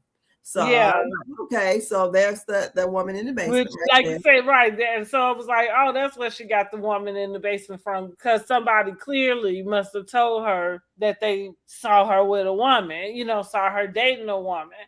And I like what Phaedra said. Phaedra was like, she was surprised. She was surprised she actually married a man. Like, she must be that cool. So yeah, I don't know. I mean, I guess it's fun. Like I said, I'm not familiar with that particular conversation amongst girlfriends. Me and my girlfriends, we have talked, but it's about males. Yeah, like, it's not about other females. Maybe it's an Atlanta thing. I don't know. I don't know. Maybe so, because sometimes I feel like maybe I'm more of a prude than I thought. You know what I mean? Like, I don't care. It doesn't bother me because I'm not attracted to women. Yeah, and none of my friends have ever. We sat around and anyone mentioned of an escapade of that sort. Yeah, no. And I don't put nothing past none of them. But well, that's what I mean. Like, like some conversations just don't come up, for me. So like I'm sure I know a few of or I wouldn't even say my friends, but people that I know that probably, did with dab and stuff. But again, those are not conversations we sit around and have. Yeah. So yeah, I don't know. It was just like, oh, okay. I guess maybe it's this thing with Porsha, dating the girl. I think people feel some type of validation, especially like going back to the season 9 where it felt like Candy had done like a, kind of exposing of Porsha. Because the funny thing about it, if we go back to Porsha's first season, like, who is this girl? Okay, like she was playing the role she thought she needed to play, honey. Baby, you talk about, you remember that girl didn't even want to go to a strip club because her dad was gonna be upset. Now you just around here, just in the words of Miss Evelyn, laying it low and spreading it wide. So wait a minute. So if we go back to her first season and looking at Porsha now, so liberated. So, okay, so if we're talking about like her first season, how do you think she panned out her first season? Oh, I thought she did great her first. Like, honestly, I liked her. I've liked Porsha since she's come on the scene. Yeah, I thought she did good her first season. So you think she just played dumb? Is that part of her shtick? I think the Underground Railroad. I thought it was that naive and dumb are two different things. No, when she said the Underground Railroad, she was trying to figure out how to. I'm like, come on, girl. Well, I don't think she was dumb, but I'm literally saying what I think. I think she's naive. I think she's more naive than dumb. And I know what she said about the Underground Railroad. I feel like if you talk to people about more stuff, you'll find out that she's not the only one that might have some, kind of weird thoughts about certain stuff. I don't know. It was a funny thing. I didn't take it to think that she didn't know anything. Again, I like sometimes when the audience has, whatever their perception is, I think it just says a lot to me about the audience that is watching. I think you can make a mistake like that, and your grandfather be a civil rights leader, and you don't know what the Underground Railroad is. I think it's a shame, but for sure, yeah, I think you could. No, you didn't pay attention in school at all. Hmm. She couldn't have paid attention in school at all. That's what I mean, but she would not be the only one. So that it's like everybody who sat and listened to it. That's what I'm saying. Like you'd be probably surprised if you ask different questions about different things, what people actually know. A lot of times people repeating what's being repeated to them. And in her case, again, like I understood why she would say it. Like not that I didn't know any different, but it was kind of one of those. It's like a kid, like an innocent kid thing. If you all you hear about the Underground Railroad and you don't have any real concept of what it was, like all you thinking is it made sense that she would think it was a train unless somebody purposely said it to her. If she purposely asked the question, I didn't take it as her being dumb. The 265 days a year. I didn't take that as her being dumb. I took that as you said something wrong.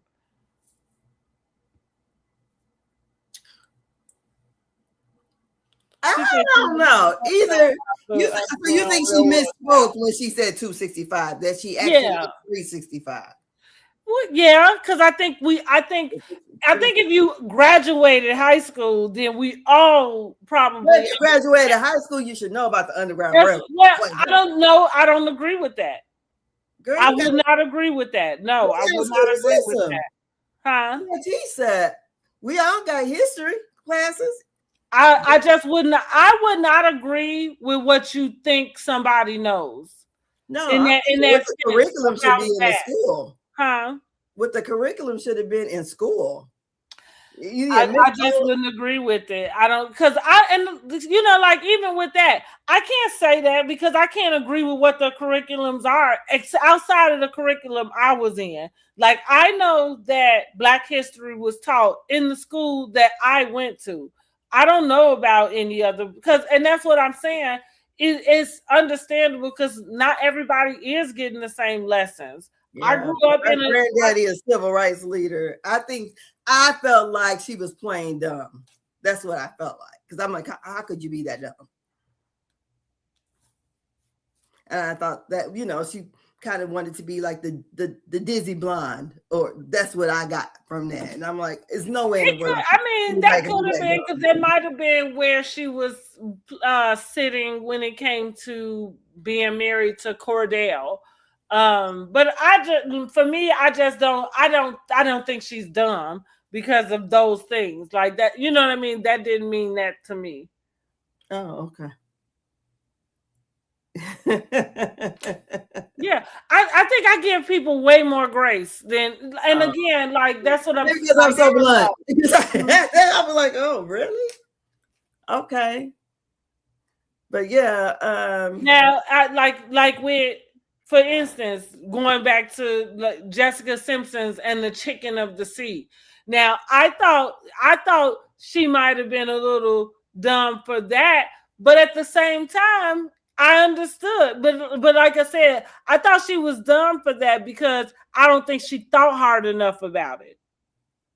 So what, like, I don't know. It's kind of one of them things, like, whatever. Because if we all gonna pretend, like, I didn't grow up in slavery, so I'm not gonna pretend like I automatically knew that there wasn't a train. I feel like somebody literally had to tell me that. You know what I mean? Like, and if you didn't ask, then you didn't know.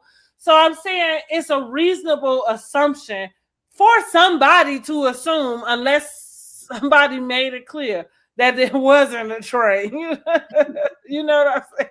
No, but I'm just, because I'm saying how you would get there would make sense, right? You talking about a railroad. You know what I'm saying? So how a person would conduce a train with that, that goes along with some sort of common sense, without thinking about the fact that there's no trains in the time frame. You know what I'm saying? Like, so that's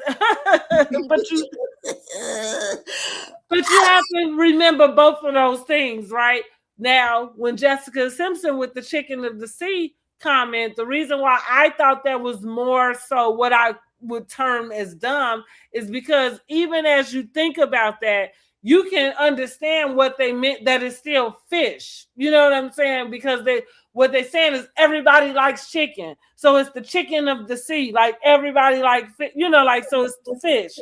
And so for her to have still thought that was chicken. You get what I'm saying? Like, to the thoughts don't make sense. You know, chicken don't live in the ocean. You see what I'm saying? She maybe thought it was a chicken. But do you see what I'm saying? Like, that's not reasonable. You know what I mean? It's reasonable for somebody, now maybe not of your age. You know what I'm saying? But it's reasonable for somebody to think that there was a train. You know, like, because like you said, you're using the word railroad. It's a word association thing. But like, if you know, chicken don't live in the sea. So if they call it chicken of the sea, you know they can't be talking about chicken because chicken don't live in the sea. You say miss word on the curve. Can't it's you right here, no? Here we go. Oh, you got right. You got to do your at. I didn't put the ad on there. Yes. But so yeah, so that's kind of like I said, I think I do give a little more grace. And I just like I say, like, no, I don't, and I try not to, like I said, it's a reasonable thing to think, it's a reasonable thing to get wrong. It's reasonable. But maybe I don't know. I think she was just being naive. I for sure think she was naive. Which most of us are that young. Girl, she wasn't that damn young. She was about 30. Yeah, but I think she was closer to like 20 something. No, she's like, what the hell? She like 45, 46. She's the same age you are. Yeah, she is not. She like 43. Girl, let me Google Porsha Williams. She ain't no damn 43. I think. Let's see, when did she get married to?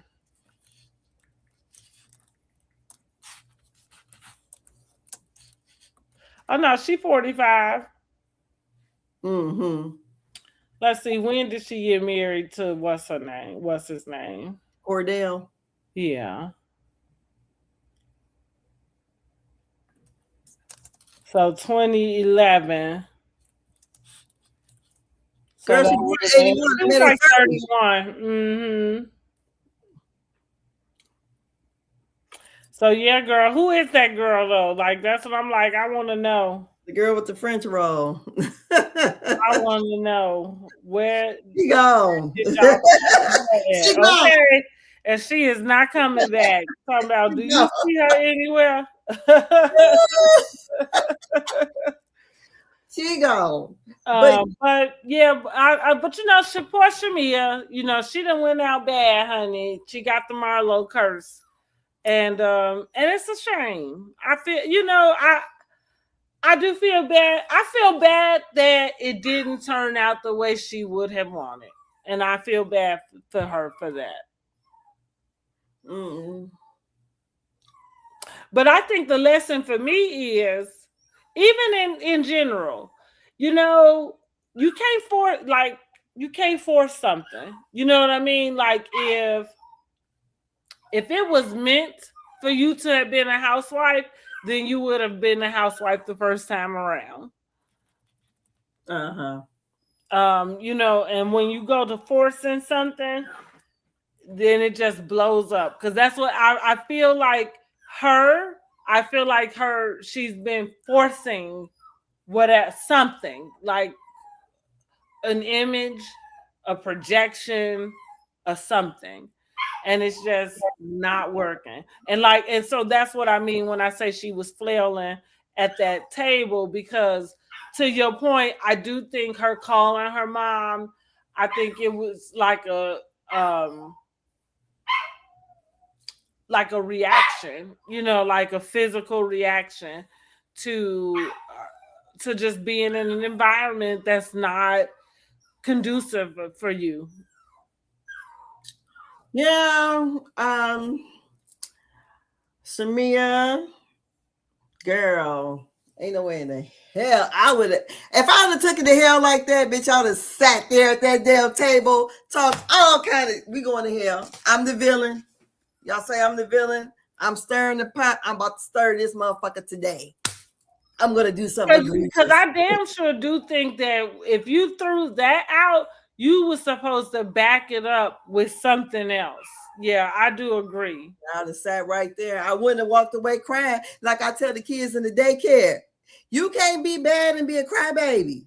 Mm-hmm. So you can't be a villain. You're gonna start the shit, take it to hell. You can't go and cry about it. No, I That agree. really pissed me off. I was like, what the girl? Like, what is wrong with you? Right. And like you say, talking about this, my family. Like, well, girl, you should have kept your mouth closed, because before she pulled out the receipt of the text on the prayer week on the episode 13, and I'm like, okay, what is Shamea? I thought she was about to start crying at the table before she pulled out the text. I'm like, I know good goddamn well you ain't about to see her crying in front of Angela.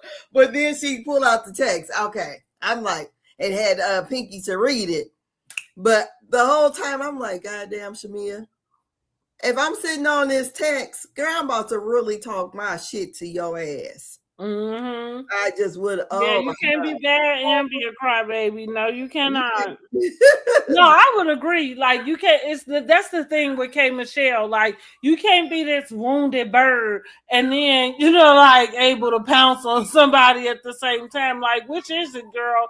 You wounded, or, you know, like, you a badass? I think is she like trying to really be friends with Pinky now? Because I seen her on her Instagram or whatever. What about your friends? It's like she done unfollowed Shamea.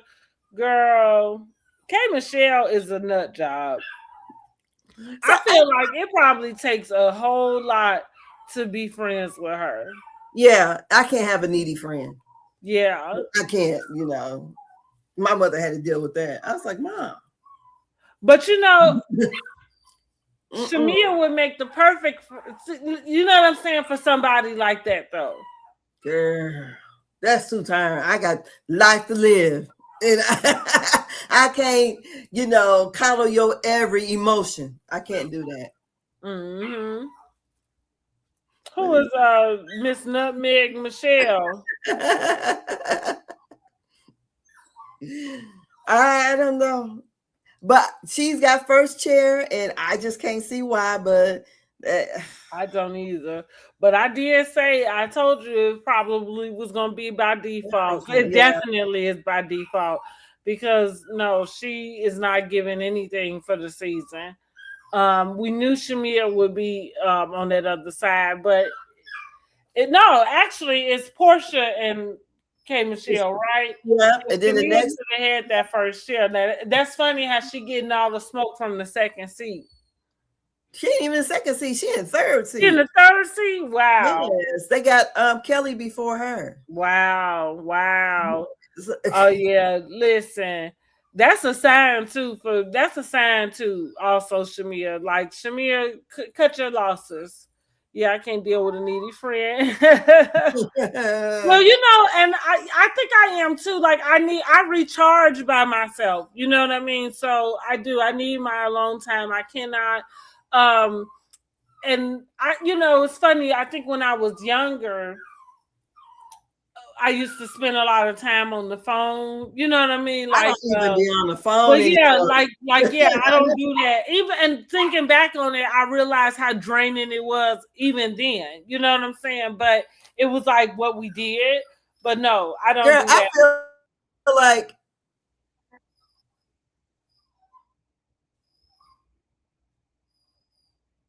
it went out.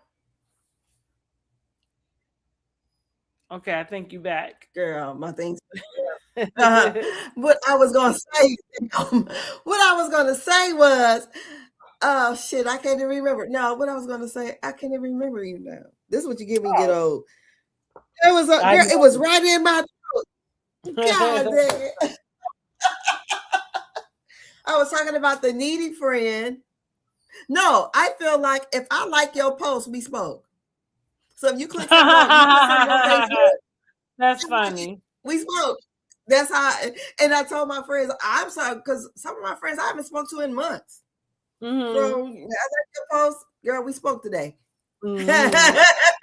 I can't say that per se, but I just feel. Listen. Like I tell people sometimes, I've heard, like, oh well, so and so ain't called me in so long, so forget them. And I kind of say, like, listen, if you feel like putting a call in to somebody, put a call in. You know what I mean? Like, and what's the worst that happen? They don't answer. You know what I mean? Mm-hmm. Now, I'm kind of funny about some things. Like I'm not gonna play phone games with a person. Like we calling back and forth and like all of that. At a certain point, I'm like, okay, whatever, I'm done. But for me, it's just be reciprocal of what's happening. If I feel like I haven't talked to you in a while, and I thought, well, let me give you a call, then I'm gonna give you a call. If you see my call, I guess I would expect you to call me back, at some point, whenever it gets, free. We'll chat and move on. Hold on, let me go grab Prince Michael Jackson. He upset. He's like, come get me now. But yeah, I can't deal with a needy friend. No. We passed high school, so I can't do that, or middle school. I got life and right now. Yeah, like what she say? Yeah, like I thought, like that. We spoke. Mm-hmm. You can make it. I just if I click on your post and say I like it or love it or give you a laughing emoji or whatever it may be, we spoke today. Right. That's me. I like your stuff on TikTok. Okay, we spoke. Right. I can feel that though. I can feel that. Because my little cousin, she was like, we used to talk all the time. I said, girl, I be damn busy. And my phone rings so much, it's irritating to talk on the phone sometimes. So it just constantly rings. So, and I'm always handling business for other people. So it's just like, I don't be wanting to talk on the phone. Sometimes. Right. No, I get it. And girl, it's becoming a chore to watch some of these shows now too. I don't even I ain't watched Heart Hustle Houston at all yet. You haven't? No, I think I'm gonna just probably this coming weekend is gonna binge watch and then do me one big review or something. But I haven't. And I see that I have to go on your channel and watch the Indie Bosses. Yes, honey. Yeah, and they got part 2 out on their channel, so they put the second part out. Girl, what you got to tell us about Miss Tamika? Girl, honey, the one named Tamika.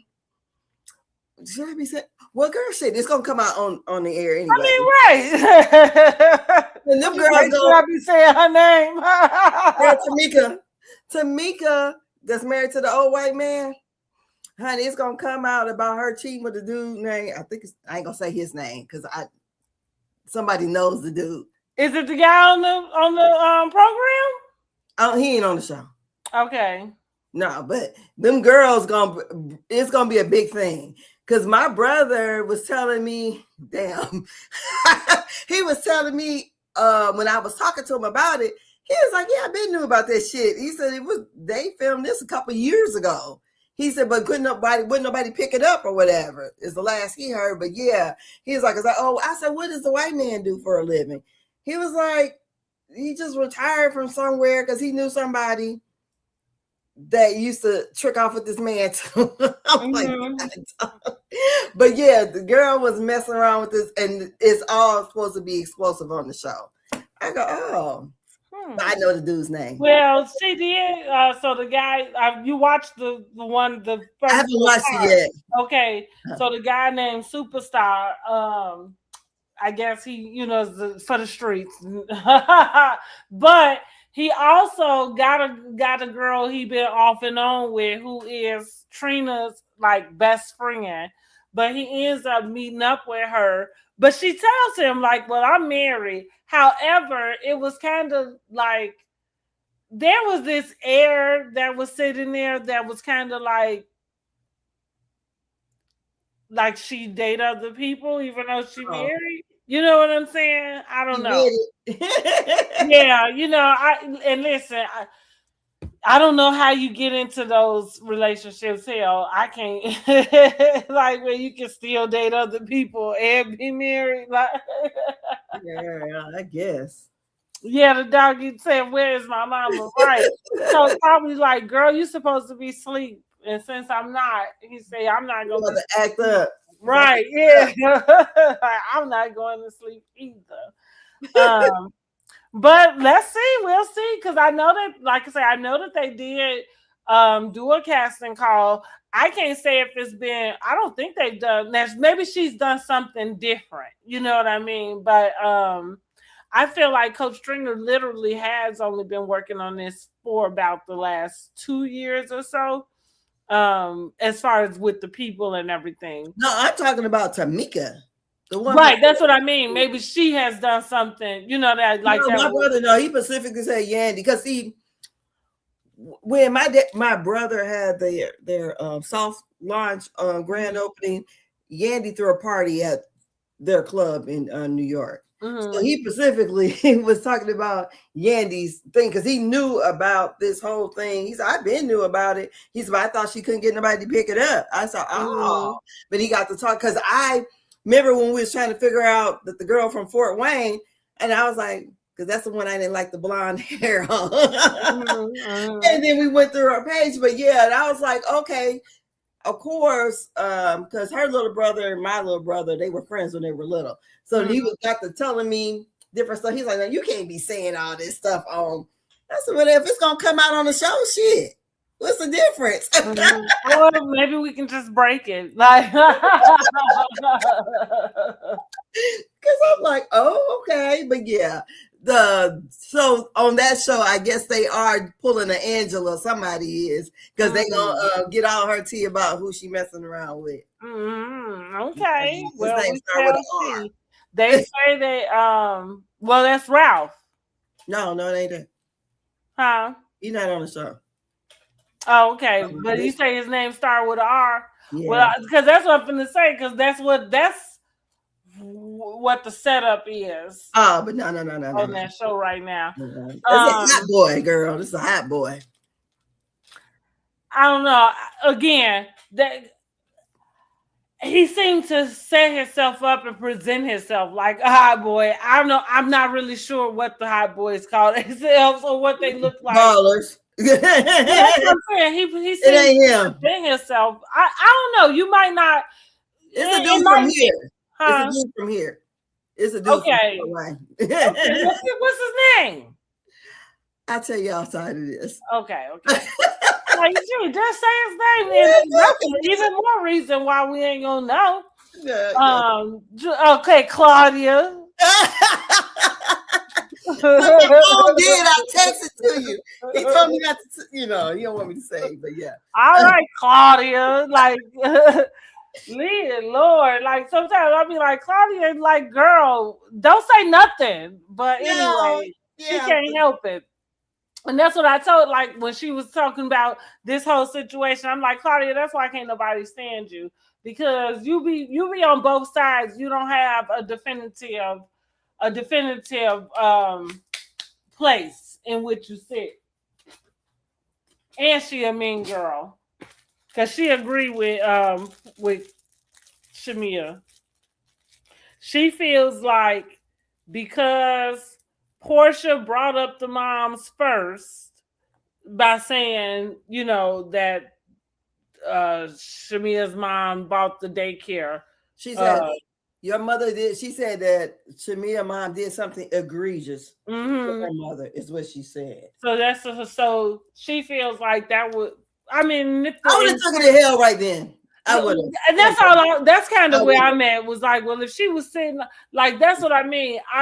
That's a snake in the grass that's sitting on something like that. And I would have took it to hell. Once we done went there, you know what I mean? Like, so I'm gonna tell you what. Somebody was talking about my mama on Facebook, and I figured they was talking about my mama. Bitch, who you think you're talking to?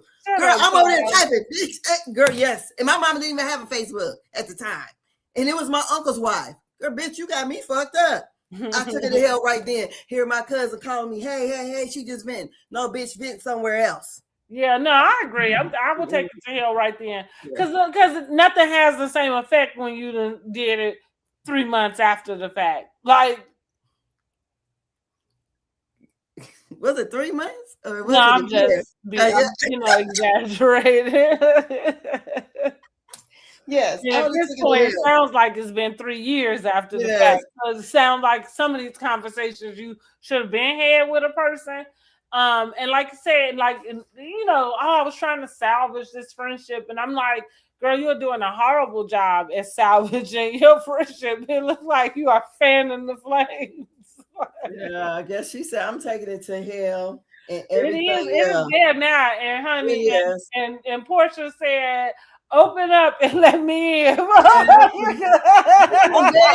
the lake of fire. So I think Porsha got the spirit now. She got the spirit. Right. Open up and let me in. That spirit is going around. So, but yeah, I think. Of course, when Shamea said all that, I said, "Oh God, this is so unwarranted, girl." But I would say that Porsha handled herself. I mean, she showed that, yes, I know how to play the game. And it made Shamea look very juvenile. And then to go, because if I'm going to do this, I'm going to stay committed to it. And I'm going to act a fool the whole time. And if you was holding on, you should have been ready, honey, to let it flow. Yeah, and I'm not going to go crying. Nobody on that show would see me crying. I would realize, yes, we're all co-workers. We're not friends. We're co-workers over here, and I'm going to play the game. Just like what Angela told Shamea, well, you don't know what me and my daughter is going through, and you crossed the boundary. I'm like, bitch, please. I would have told her. Right, like, that kind of irritated me with Angela with that one, too, because you act like you talking about some child. That lady is a grown-ass woman with a fucking wife. Like, you better get out of here. And got a confessional. Right. Would you say actually Shamea brought it up first when she spoke to Cheekbones last season? Yeah, she said on the show.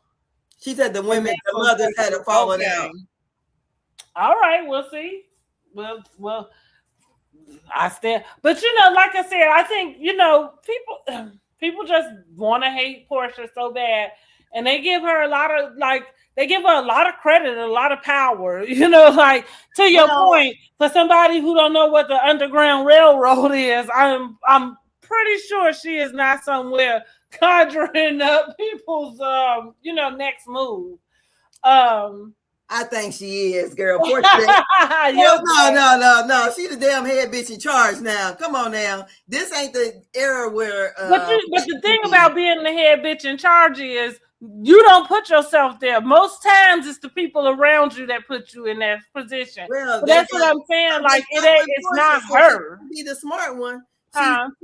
They're following Porsha, so she's the one who knows how to run the game. So I feel like when we saw Porsha when she first came on, this innocent Stepford wife, I think it was all an act because we see the full Porsha now. We see Porsha, the sexually liberated Porsha. We don't see this girl that's scared of going to the strip club. So I think she probably always went to the strip club, but she was portraying whatever she was portraying for TV.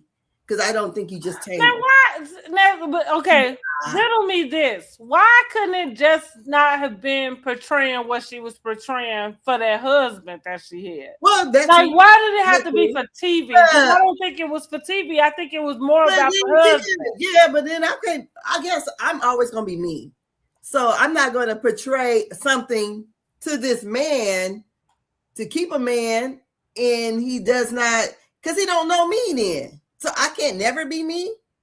And the person that we saw. I mean, I would agree with you there, but even with me being able to agree with that, I just have understanding that, yeah, in order for people to have the thing that they want, they may have to behave a particular way to get it. Yeah. Now, is that good enough for me to do that, it? No, but there are plenty of people who do. You know what I mean?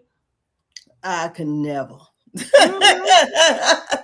I can't be my authentic true self to the person that I'm supposed to be. And that would add to a person being naive to think that you could get along in life that way. It doesn't work. Well, she found out the hard way. Right, that's what I mean. Like that's where you are naive to think that you would be able to get along in life that way. What does it say? And it's the wrong road. She said something about the daycare, but I can't remember exactly. Who said something about the daycare? I think Porsha. I felt like it was Porsha, but I don't know. Yeah, because the people, as being a daycare provider, you cannot buy somebody's daycare or purchase it under. She purchased the building. Mm-hmm. And I don't, to me personally, see nothing wrong with that. If it's being foreclosed, I don't think so either. So that is just business. And why should I go and get another building when this one's already set up? So, and I would think that would be egregious to no one. But yeah, I'm still enjoying the season. For sure. I was going to end, but yeah, I can't wait to the reunion to see what receipts everybody has. And it seems like what Andy said, him and Porsha left the whole time. So like the person that's going to be battling looks like Angela is supposed to be battling with Shamea and Kelly. And I'm like, what is how did Angela get back in there? It's okay. I don't understand it because I don't understand it. Angela, at this point, she got to be going for Shamea because Shamea is an easy target. It is. It seemed, like I said, it seemed bullyish. It really did. And I felt like when she got caught up, then she tried to act like some mean, like I'm gonna beat your ass. Because I'm like, what you gonna do? She Sasquatch, what you gonna do? You gonna come? If she comes up, what you gonna do to her? Y'all already had the discussion downstairs. So what is the plan? Are you gonna punch her? I mean, like, that's the way it seemed. Like, you know how they had the little girl that's scared to come out the room or whatever, and the big bully out there, I'm gonna beat your ass, bitch, when you come out. That's what it kind of gave me. And I'm like, I don't understand this at all. And what I will say is what kind of disappointed me was all the women talked about it in the confessional, but nobody called it out there at the table. Because I just feel like, I don't know what it is that Angela's trying to do, but it seems like she's really trying to do personal damage to Shamea. This is not light, fun shade. And for her to say, you said something to my daughter, and all she said was, you sweeter than your mom or nicer than your mom. That's Yeah, crazy. like I thought, yeah, you are reaching. Yeah, because I would But have choked. well, it's the whole don't say nothing to my child. Like that is not a fucking child. Like you better cut it out. Yeah, I was like, are you kidding? And so you don't know what we got going on, bitch. You don't know what I got going on with my husband. Why you said I'm fucking everybody in the world? That sounds crazy to me, girl. I would have been like Candy said to Marlo, fuck you and them flowers. Okay. Okay. That's the way I would have been with her. Girl, I would have turned it up. Bitch, you better be worried that I'm not fucking your husband. Right. I would have told her. I would have went to hell. I would have went to hell on day 1 and day 2. Mm-hmm. They be like, Angela's no fun. She's yeah, I took it to hell both times. Both times. Yes, and I ain't gonna cry. Right. So yeah. But now, if you see me crying in that type of setting, honey, hide the knives, look, go find some shelter, because bitch, I'm on my way. Like, what Candy said, I'm crying because I can't choke your ass. Yeah, right. Yeah, right. Like, yeah, you like shit. You see me crying in that type of thing, like seek cover. Like get the hell away from me, because ain't nobody safe. But yeah, no, and like I said, I happened to see Shamea, like I said, that FIFA game, and it clicked to me right then and there, and I said, that's what it is, Shamea. And it's like, even she's doing interviews, and because it's kind of annoying me that she's bringing up certain topics in reference to what her experience is. But because she's not accountable to how she got herself in this place, she's able to make it seem like, oh, everybody hating on her because she's the darkest on the cast. I don't think, like, as much as that was not what was said. People were saying that they were wondering if the fans were feeling that way. I don't believe she believed, because they all, yeah, she the darkest one there, but I don't feel, well, maybe you haven't listened to any of her clips, because I haven't listened. I watched the interview that they did, and the lady had asked her about the colorism thing. So I do feel that her responses seem to agitate that particular stance. She's not saying, no, I don't think that. She is very much going along with the fact that she feels like she's ganged up on. She feels like she doesn't understand why. I do feel like she is being ganged up on, though, because the whole Angela thing doesn't make sense. Angela and Drew. Well, maybe, like I said, like I said, to me, the only person who should have a problem with her is Phaedra and her friend or ex-best friend, Porsha. The other ladies, I don't even see how they even come into play. Nothing happened this season for them to have an issue. Angela actually was in the scene at the boutique with Kelly and Shamea when Kelly called Porsha Horsha. So I don't understand how this goes so left. Like, it seems like, I know it's editing or whatever, but something to me doesn't make sense why Angela has the hard on to Shamea. If it's not, I feel like the scheme and the plot was set up not on K. Michelle, but it was with Shamea and Angela and Drew. That's how I feel. Now, and to me, it looks very lapdoggish of Drew and Angela, because and I'm not saying Porsha put them up to anything, but it feels like they're trying to get approval from Porsha. That's what it seems. So, because other than that, their beef makes no sense. She went on to CC channel entitled the video Shamea's Experience Colors and Herbalism. So maybe that's what people think that. Yeah, Shamea definitely is feeding into that particular narrative. And well, my stance doesn't change. I think she's a professional victim. I think until she decides that she's going to have self accountability in which whatever, because I do think that she has played a part in everything. And like I said at the top of the show, it's really just because she has her defenses up. Whether she feels like she needs to have them up or whatever, for whatever reason, they are up.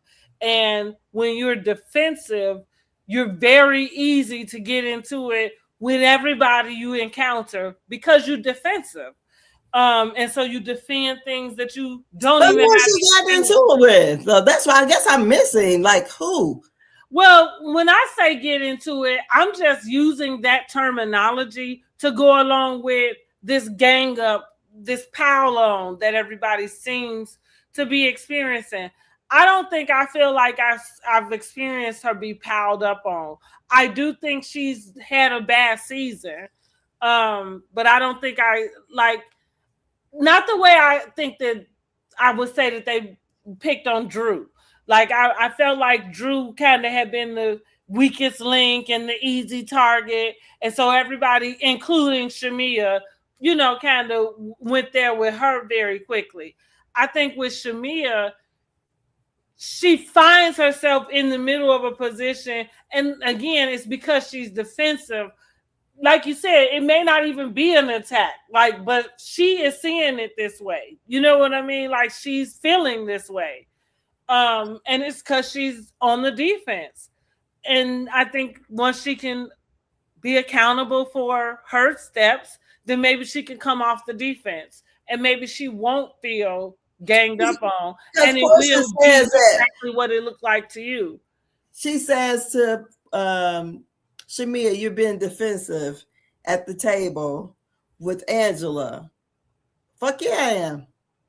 I don't understand. I didn't understand that. What I'm saying is that not just in that moment. I'm saying Shamea has been defensive since they started back. Okay, I I guess think she's I'm been gonna go back and defensive rewatch. in every scene that she's shown up in. Like even when they was in wherever they was with the pool and stuff. I don't even think she gave them. She didn't even give them a chance to be able to kind of say, or maybe Angela said something, but I feel like she spoke before. Angela said it. Well, hold on, because I feel like she spoke before, and I feel like Angela confirmed. Like I feel like she said, "Well, let me say this before y'all get ready to say." And but what we saw, but that's what I'm. Wait, hold on, because what I'm saying is what we saw.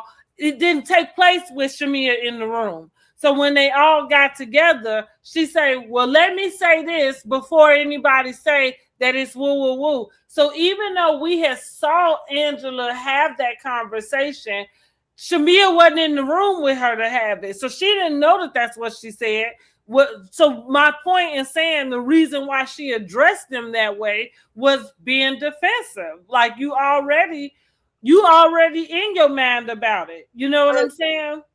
But at the table, okay, I'm gonna go back and look at that scene. But at the table, yeah. Say because the way you look, because she brought. Well, that's after the fact though, because what I was talking about was when they was at the pool or whatever, when Shamea was in her bathing suit, right? So, but then after, was they still out of town? Was they still in the same place? But but that was after when they was back at the table, right? So I'm going to go back and look at it so I can know exactly what I'm talking about. But I could have swore Angela said it because it seems like that Angela all of a sudden, I'm like, damn, what is going on here? Because she was just out at the pool trying to get information to take back to Cynthia what they were saying about the room or whatever. Yeah. And it was the one who was really going off about the room was Kelly. Yeah. You know, she was most vocalist, I would say. Which somehow that may have been why Shamea felt like, well, let me be the one to say something. You know what I mean? Kind of knowing that, well, Angela was here, she gonna go and say whatever. But my point is, I just feel that Shamea she's just been walking around defensive. And so I just think when you are on defense like that, you are going to find conflict with a lot of people because you just defending everything. And so is it warranted? No, but it's not warranted for you to be defensive either. You know what I'm saying? But the defense is coming from that whole people pleasing, not knowing how to be. You know what I'm saying? Like, girl, that's why you got to come up off the show. I think she's walking around being defensive because her and her buddy ain't talking. So, and it's her buddy's show, and she sees how it is. I mean, shit, we only getting the edited version. I'm pretty sure she's seeing how it absolutely look. You know how you walk in the room, people. Well, it looked like she made a bad choice then, huh? It seems like so, and I feel like I feel like if Shamea was probably more like Drew or Kelly, I'm talking about in their situation. Yeah. I wouldn't have a problem with her on the show. That's the way it seems to me. If she would be more like them, but it just seems, because from what we understand and what we kind of see, that they wasn't really friends like that anyways, because if we're saying that they only became friends kind of once Porsha got on the show, really, or renewed their friendship or whatever, it don't seem, and then it seems like from season 9, it kind of was a rift. They had their falling out and kind of, it hasn't been the same. I guess my thing is, if my friend was supposedly another person came back and told me something my friend had said, I wish we knew what was said, but I don't know how I could listen to this person that heard me just said I would fuck her husband, and then because I definitely won't cry in front of this bitch, period. I'm not gonna do that. Me and my friend would have a talk. I don't know if I would believe everything she said, but I don't know what was the words that she said that made Porsha just cry and feel away. But I don't. To me, this that's why I was saying because I would agree with that. Like I said, I think about things in a reasonable way. I would agree that you would like you would take something like that with a grain of salt coming from, like you said, that person. But that's what I mean. If what she said to you could bring you to tears, like, and you can have like this devastation on your face, then clearly she said, like, that's what I mean. She said something that lets you know I wish they that this person, talk to her. And and I said it then when we reviewed that episode, I said then about Shamea, like that's when you sold your friendship out, now. When she was getting into her car, she said, yeah, I talk too much. But even that's such a blanket thing, because you saying that you talk too much, you're not really admitting that maybe you are talking to people you're not supposed to be talking to. Like, you letting, and what I'm saying is, like, if Kelly is your friend and you feel like you can talk to her, but also it explains why she feels so adamant about being able to talk about who she said Porsha sleeping with. But anyway, but if Kelly is the person you can trust and you feel like you can tell Kelly however way you feel, because to this point, I'm guessing whatever you've told her or shared with her about your friendship with Porsha, she's not turned around and had the conversation the way that Angela had it with her. You know what I'm saying? So then vent to her, but which I guess she learned that lesson, because I'm almost certain she not venting.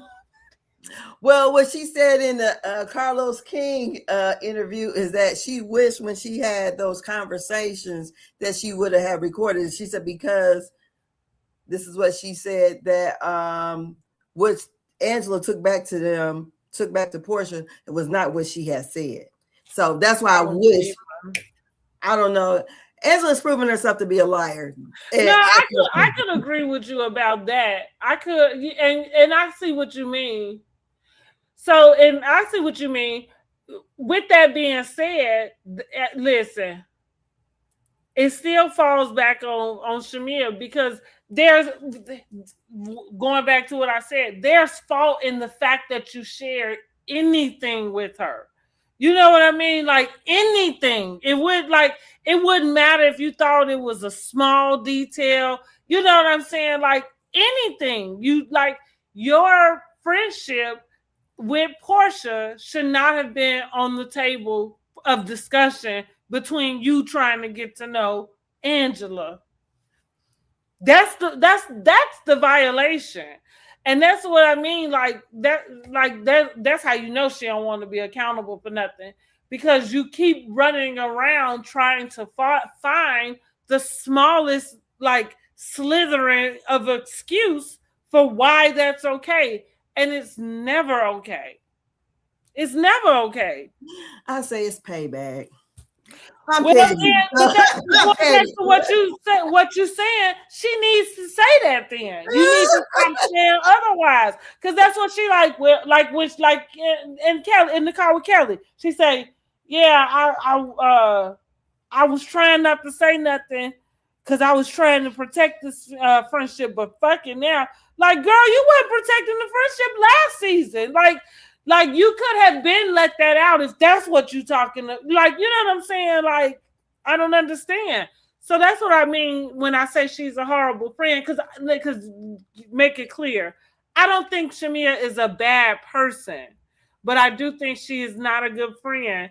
Because that's not like you can't be friends with somebody who want what you have. And see, that's kind of what we're talking about. That's why I'm saying I can want to get married and be friends with somebody who's married, because I don't want their husband or per se their life, but I'm able to separate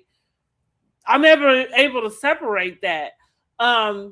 But if you with somebody, like, you can't be friends with somebody who wants what you have, like, because they're gonna be jealous of you. They're gonna get envious. They're not gonna be able to celebrate you when things happen for you good. So you saying Shamea wants what Porsha has? In terms of having this platform. Okay, she already on it. Well, so at the same, the problem is it's not about what. So when I say you can't be friends with somebody who want what you have, that's just an accumulation of everything we just talked about as far as Porsha and Shamea's relationship goes.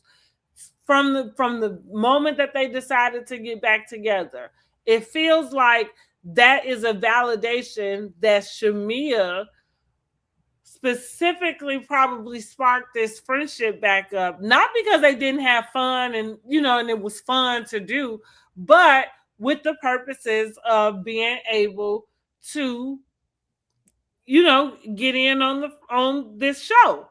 Now, I know she had been married before, but she was. Read it. What's that?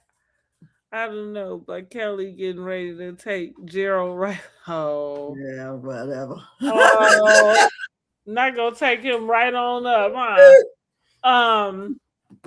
What was I saying before the issue? That's something that the other person have. But so I'm saying that with Shamea, it's like it's clear that there was a goal in mind with the rekindling of the friendship, and it don't feel like it's on Porsha's end, because what I'm pointing out is that Porsha came in with the peach. You know what I'm saying? So if we talking about anybody wanting what somebody had, and I was mentioning that them being in similar places, like so Porsha was married, Shamea is the one that's not at the time. I know she had been married, I think, prior to, but she wasn't when we got introduced to her. Mm-hmm. So it seemed that the setup would be that it was her. Now, in the midst of all of that, you get Porsha, she, lose her husband or, her marriage. Now y'all back single together. Then you hit the jackpot with this guy. I could see a world where Porsha was never coveting anything that Shamea had, but everybody around Shamea able to talk and get in her ear. Because I feel like that's what we just saw with her. Girl, I don't get that. I think the moment that Phaedra had, like I said, we wouldn't have been friends after season 9. But the moment that Phaedra insinuated on fucking national TV that Shamea was fucking Candy and Todd, and Porsha said, but they are close. If you're my friend and you know I'm getting married, why would you even? First of all, she should have shut Phaedra down. That's my whole thing. And like I said, we wouldn't even be here right now because we would have been done back then. We wouldn't have nothing else. Well, I would agree with that, yeah. Because I feel like, I think Shamea agrees with that, but she only was saying behind closed doors, right? You know, like she won't admit that. I think Shamea feels the same way. You know what I mean? Mm-hmm. But she's and that's why I think this did not pan out for her, because I think she thought everybody else would do the dirty work. Because honey, my mouth is too big and too loud. I just couldn't. Well, I agree. Yeah. Girl, how you trying to fuck up my shit before I can get going? I don't think so. So yeah, but like I said, I think the season is good. It's good and messy. It was jaw dropping. And girl, I'm in my room like I didn't get here till 8:30. I'm like trying to watch it Sunday because I always try to be intentional to watch it the day of, because I still kind of want the ratings to, do its thing. I said I don't want another black show to get canceled. Right. So, well, we ain't got to worry about Housewives of Atlanta. I think so. I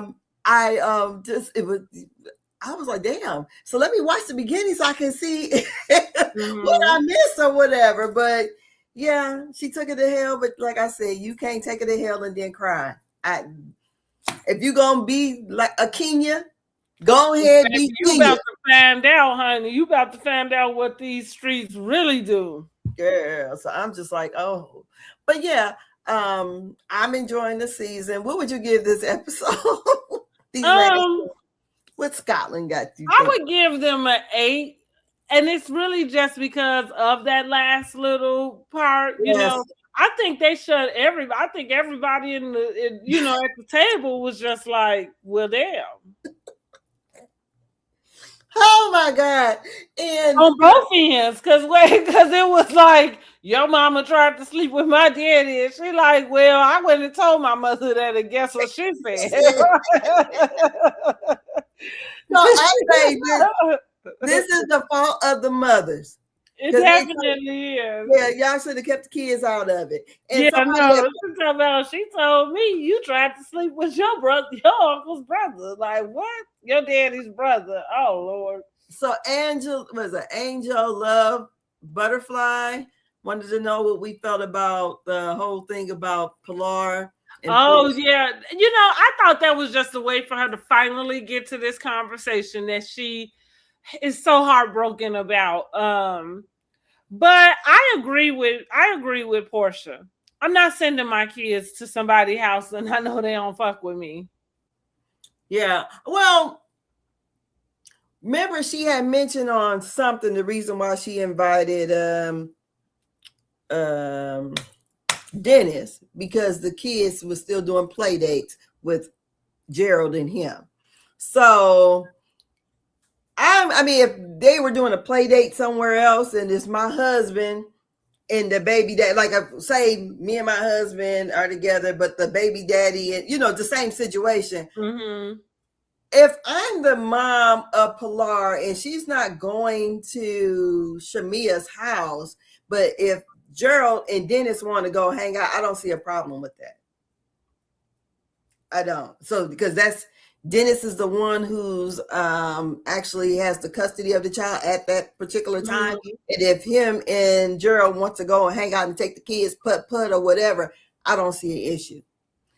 Yeah, I can understand that, but I feel like I'm gonna just say that's not what was asked, though. Like Shamea Shamea know what she was asking, and Porsha answered her. Like one thing I can, at least what it seemed like to me, because I know we say Porsha is a liar also, but it seemed to me that she was very truthful with her friend in times of when she asked her questions about what she wanted to know.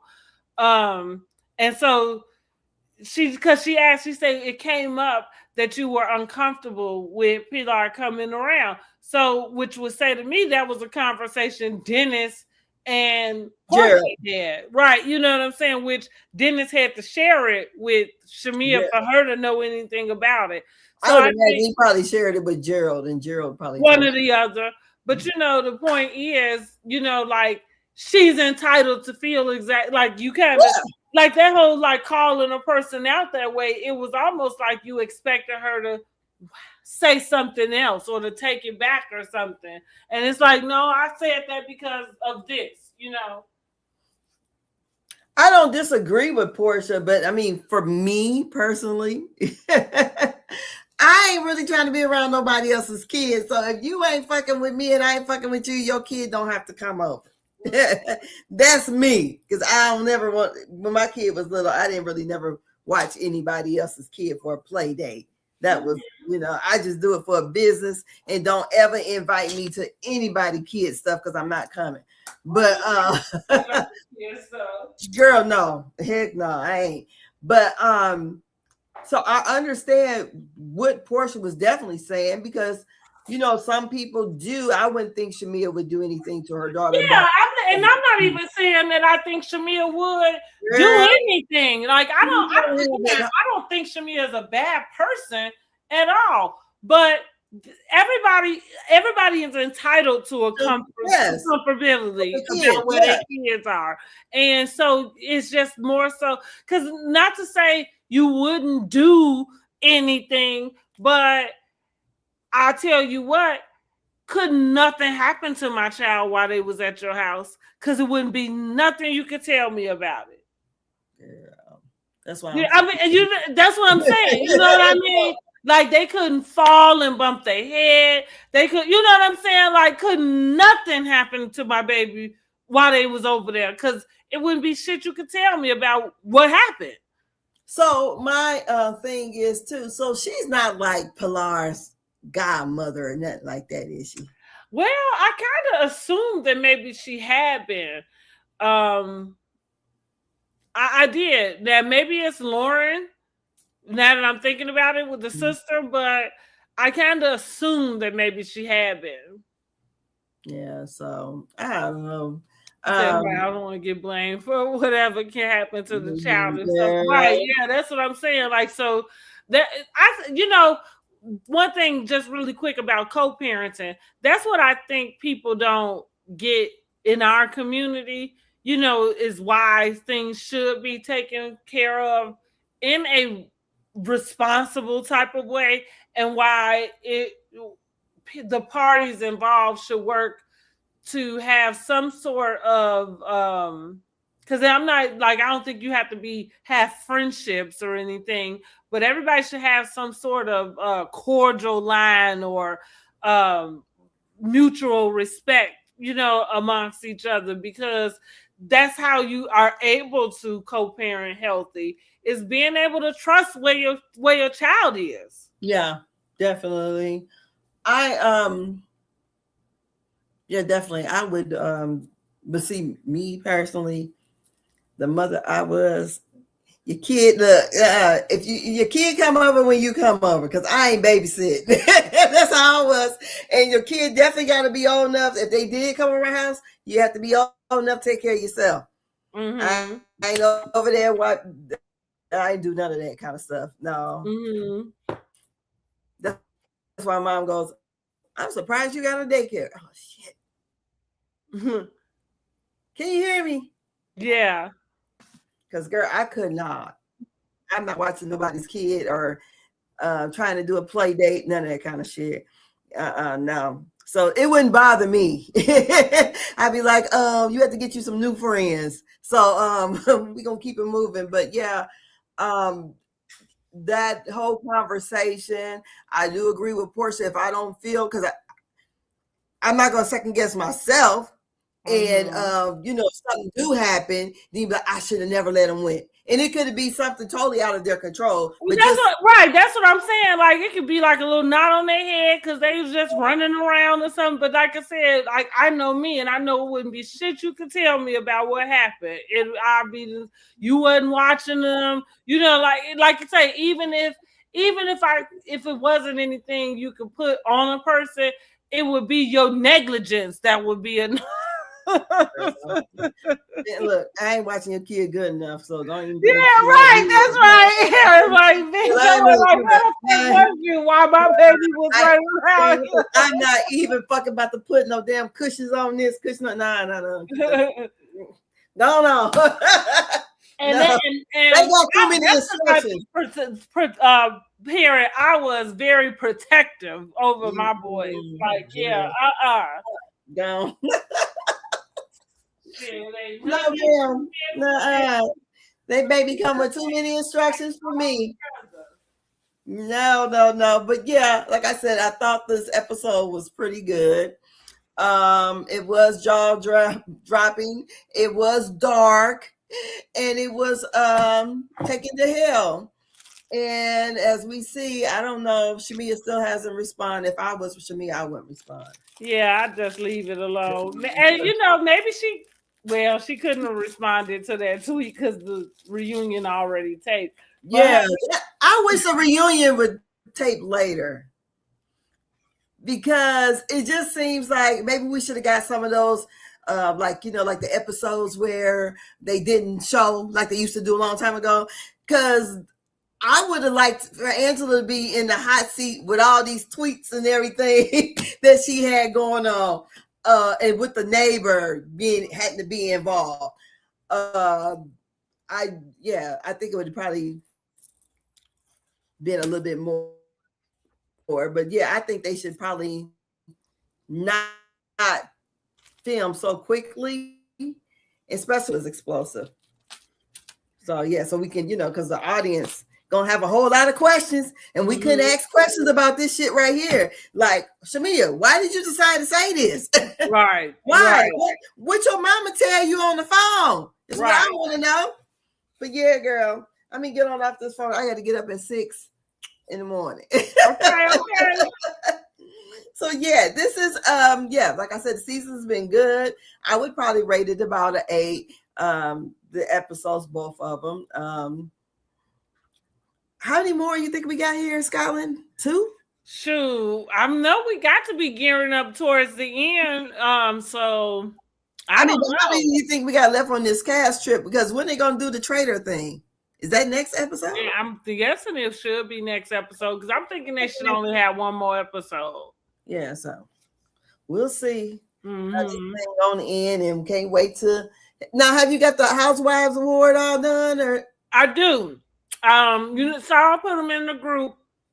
We'll do another one again, because baby, I think we got a new villain.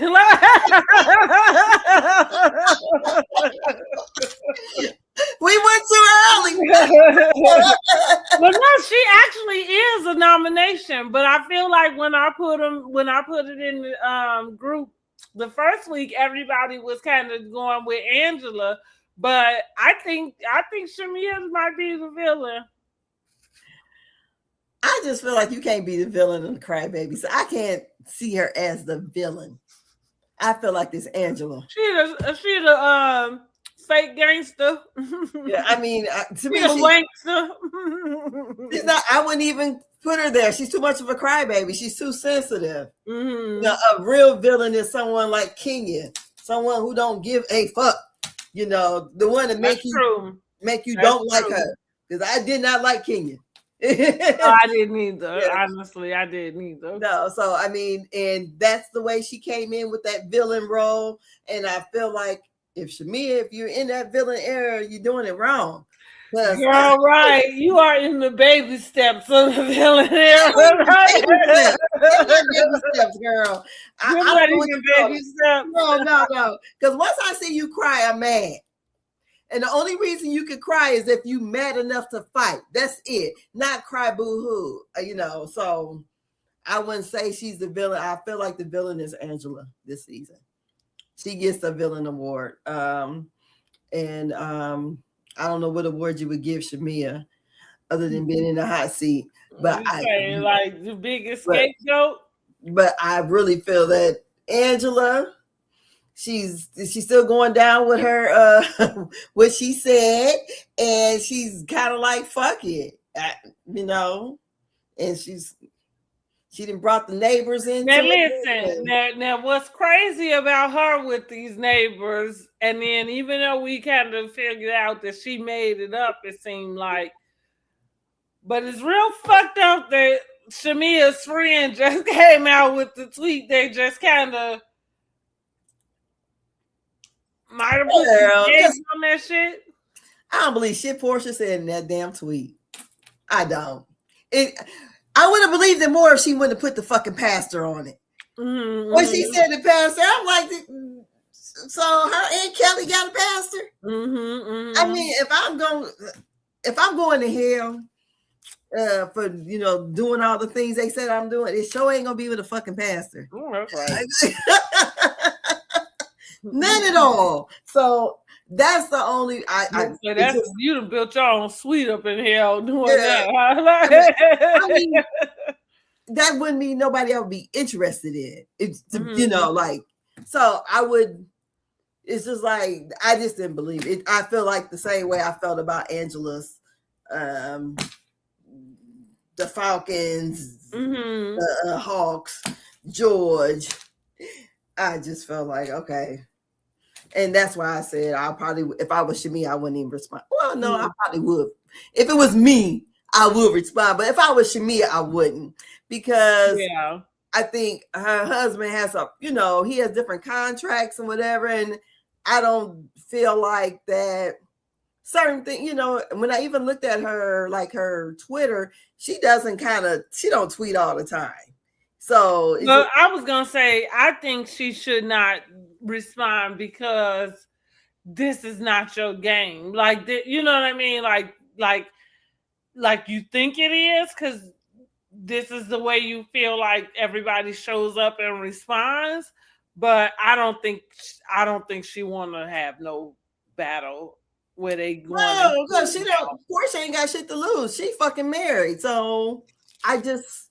But I mean but I'm saying still, I just don't even think that's her character. I don't think she want to have a battle where you slinging mud like that. No, you know what I mean? Even though it came and knocked on your door, first blood, but I'm just saying, like, go in, back out gracefully, like, hey, shit, I was just mad. Yeah. I don't know who really drove first blood because the egregious. I don't know. I mean, if anything, it's just because she used the word egregious. Like, no, she said your mom did something very egregious to my mother. That's what she said. And the only thing that she said to Cheekbones was that their mother. And hell, for all we know, her saying she did something egregious to her mother, it could be telling your daughter that she tried to sleep with her father. That could have been the egregious thing.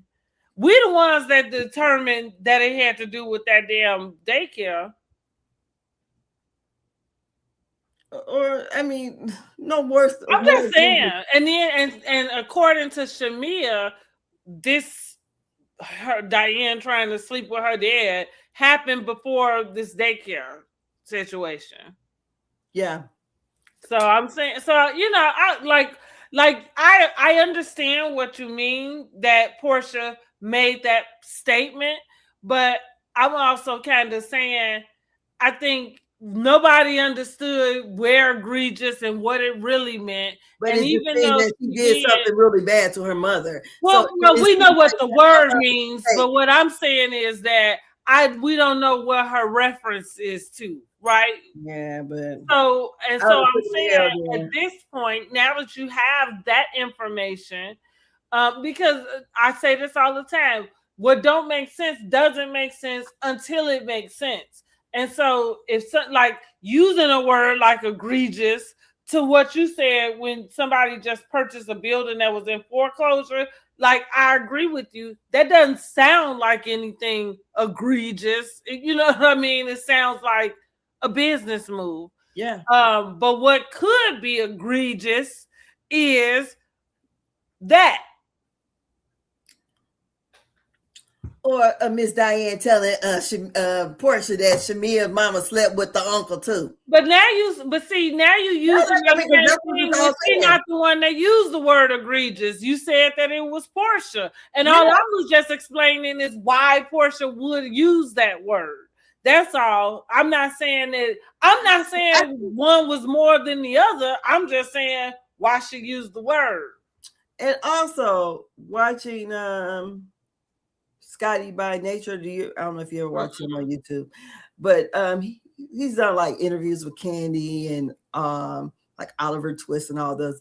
He has a person who tells him things, and he was talking about 2 years ago when the things were going on, that one of the people who knows them or whoever told him about the situation. He kept saying, I wanted to say something, but I didn't want to, bring up the mothers because it has nothing, they're not on the show.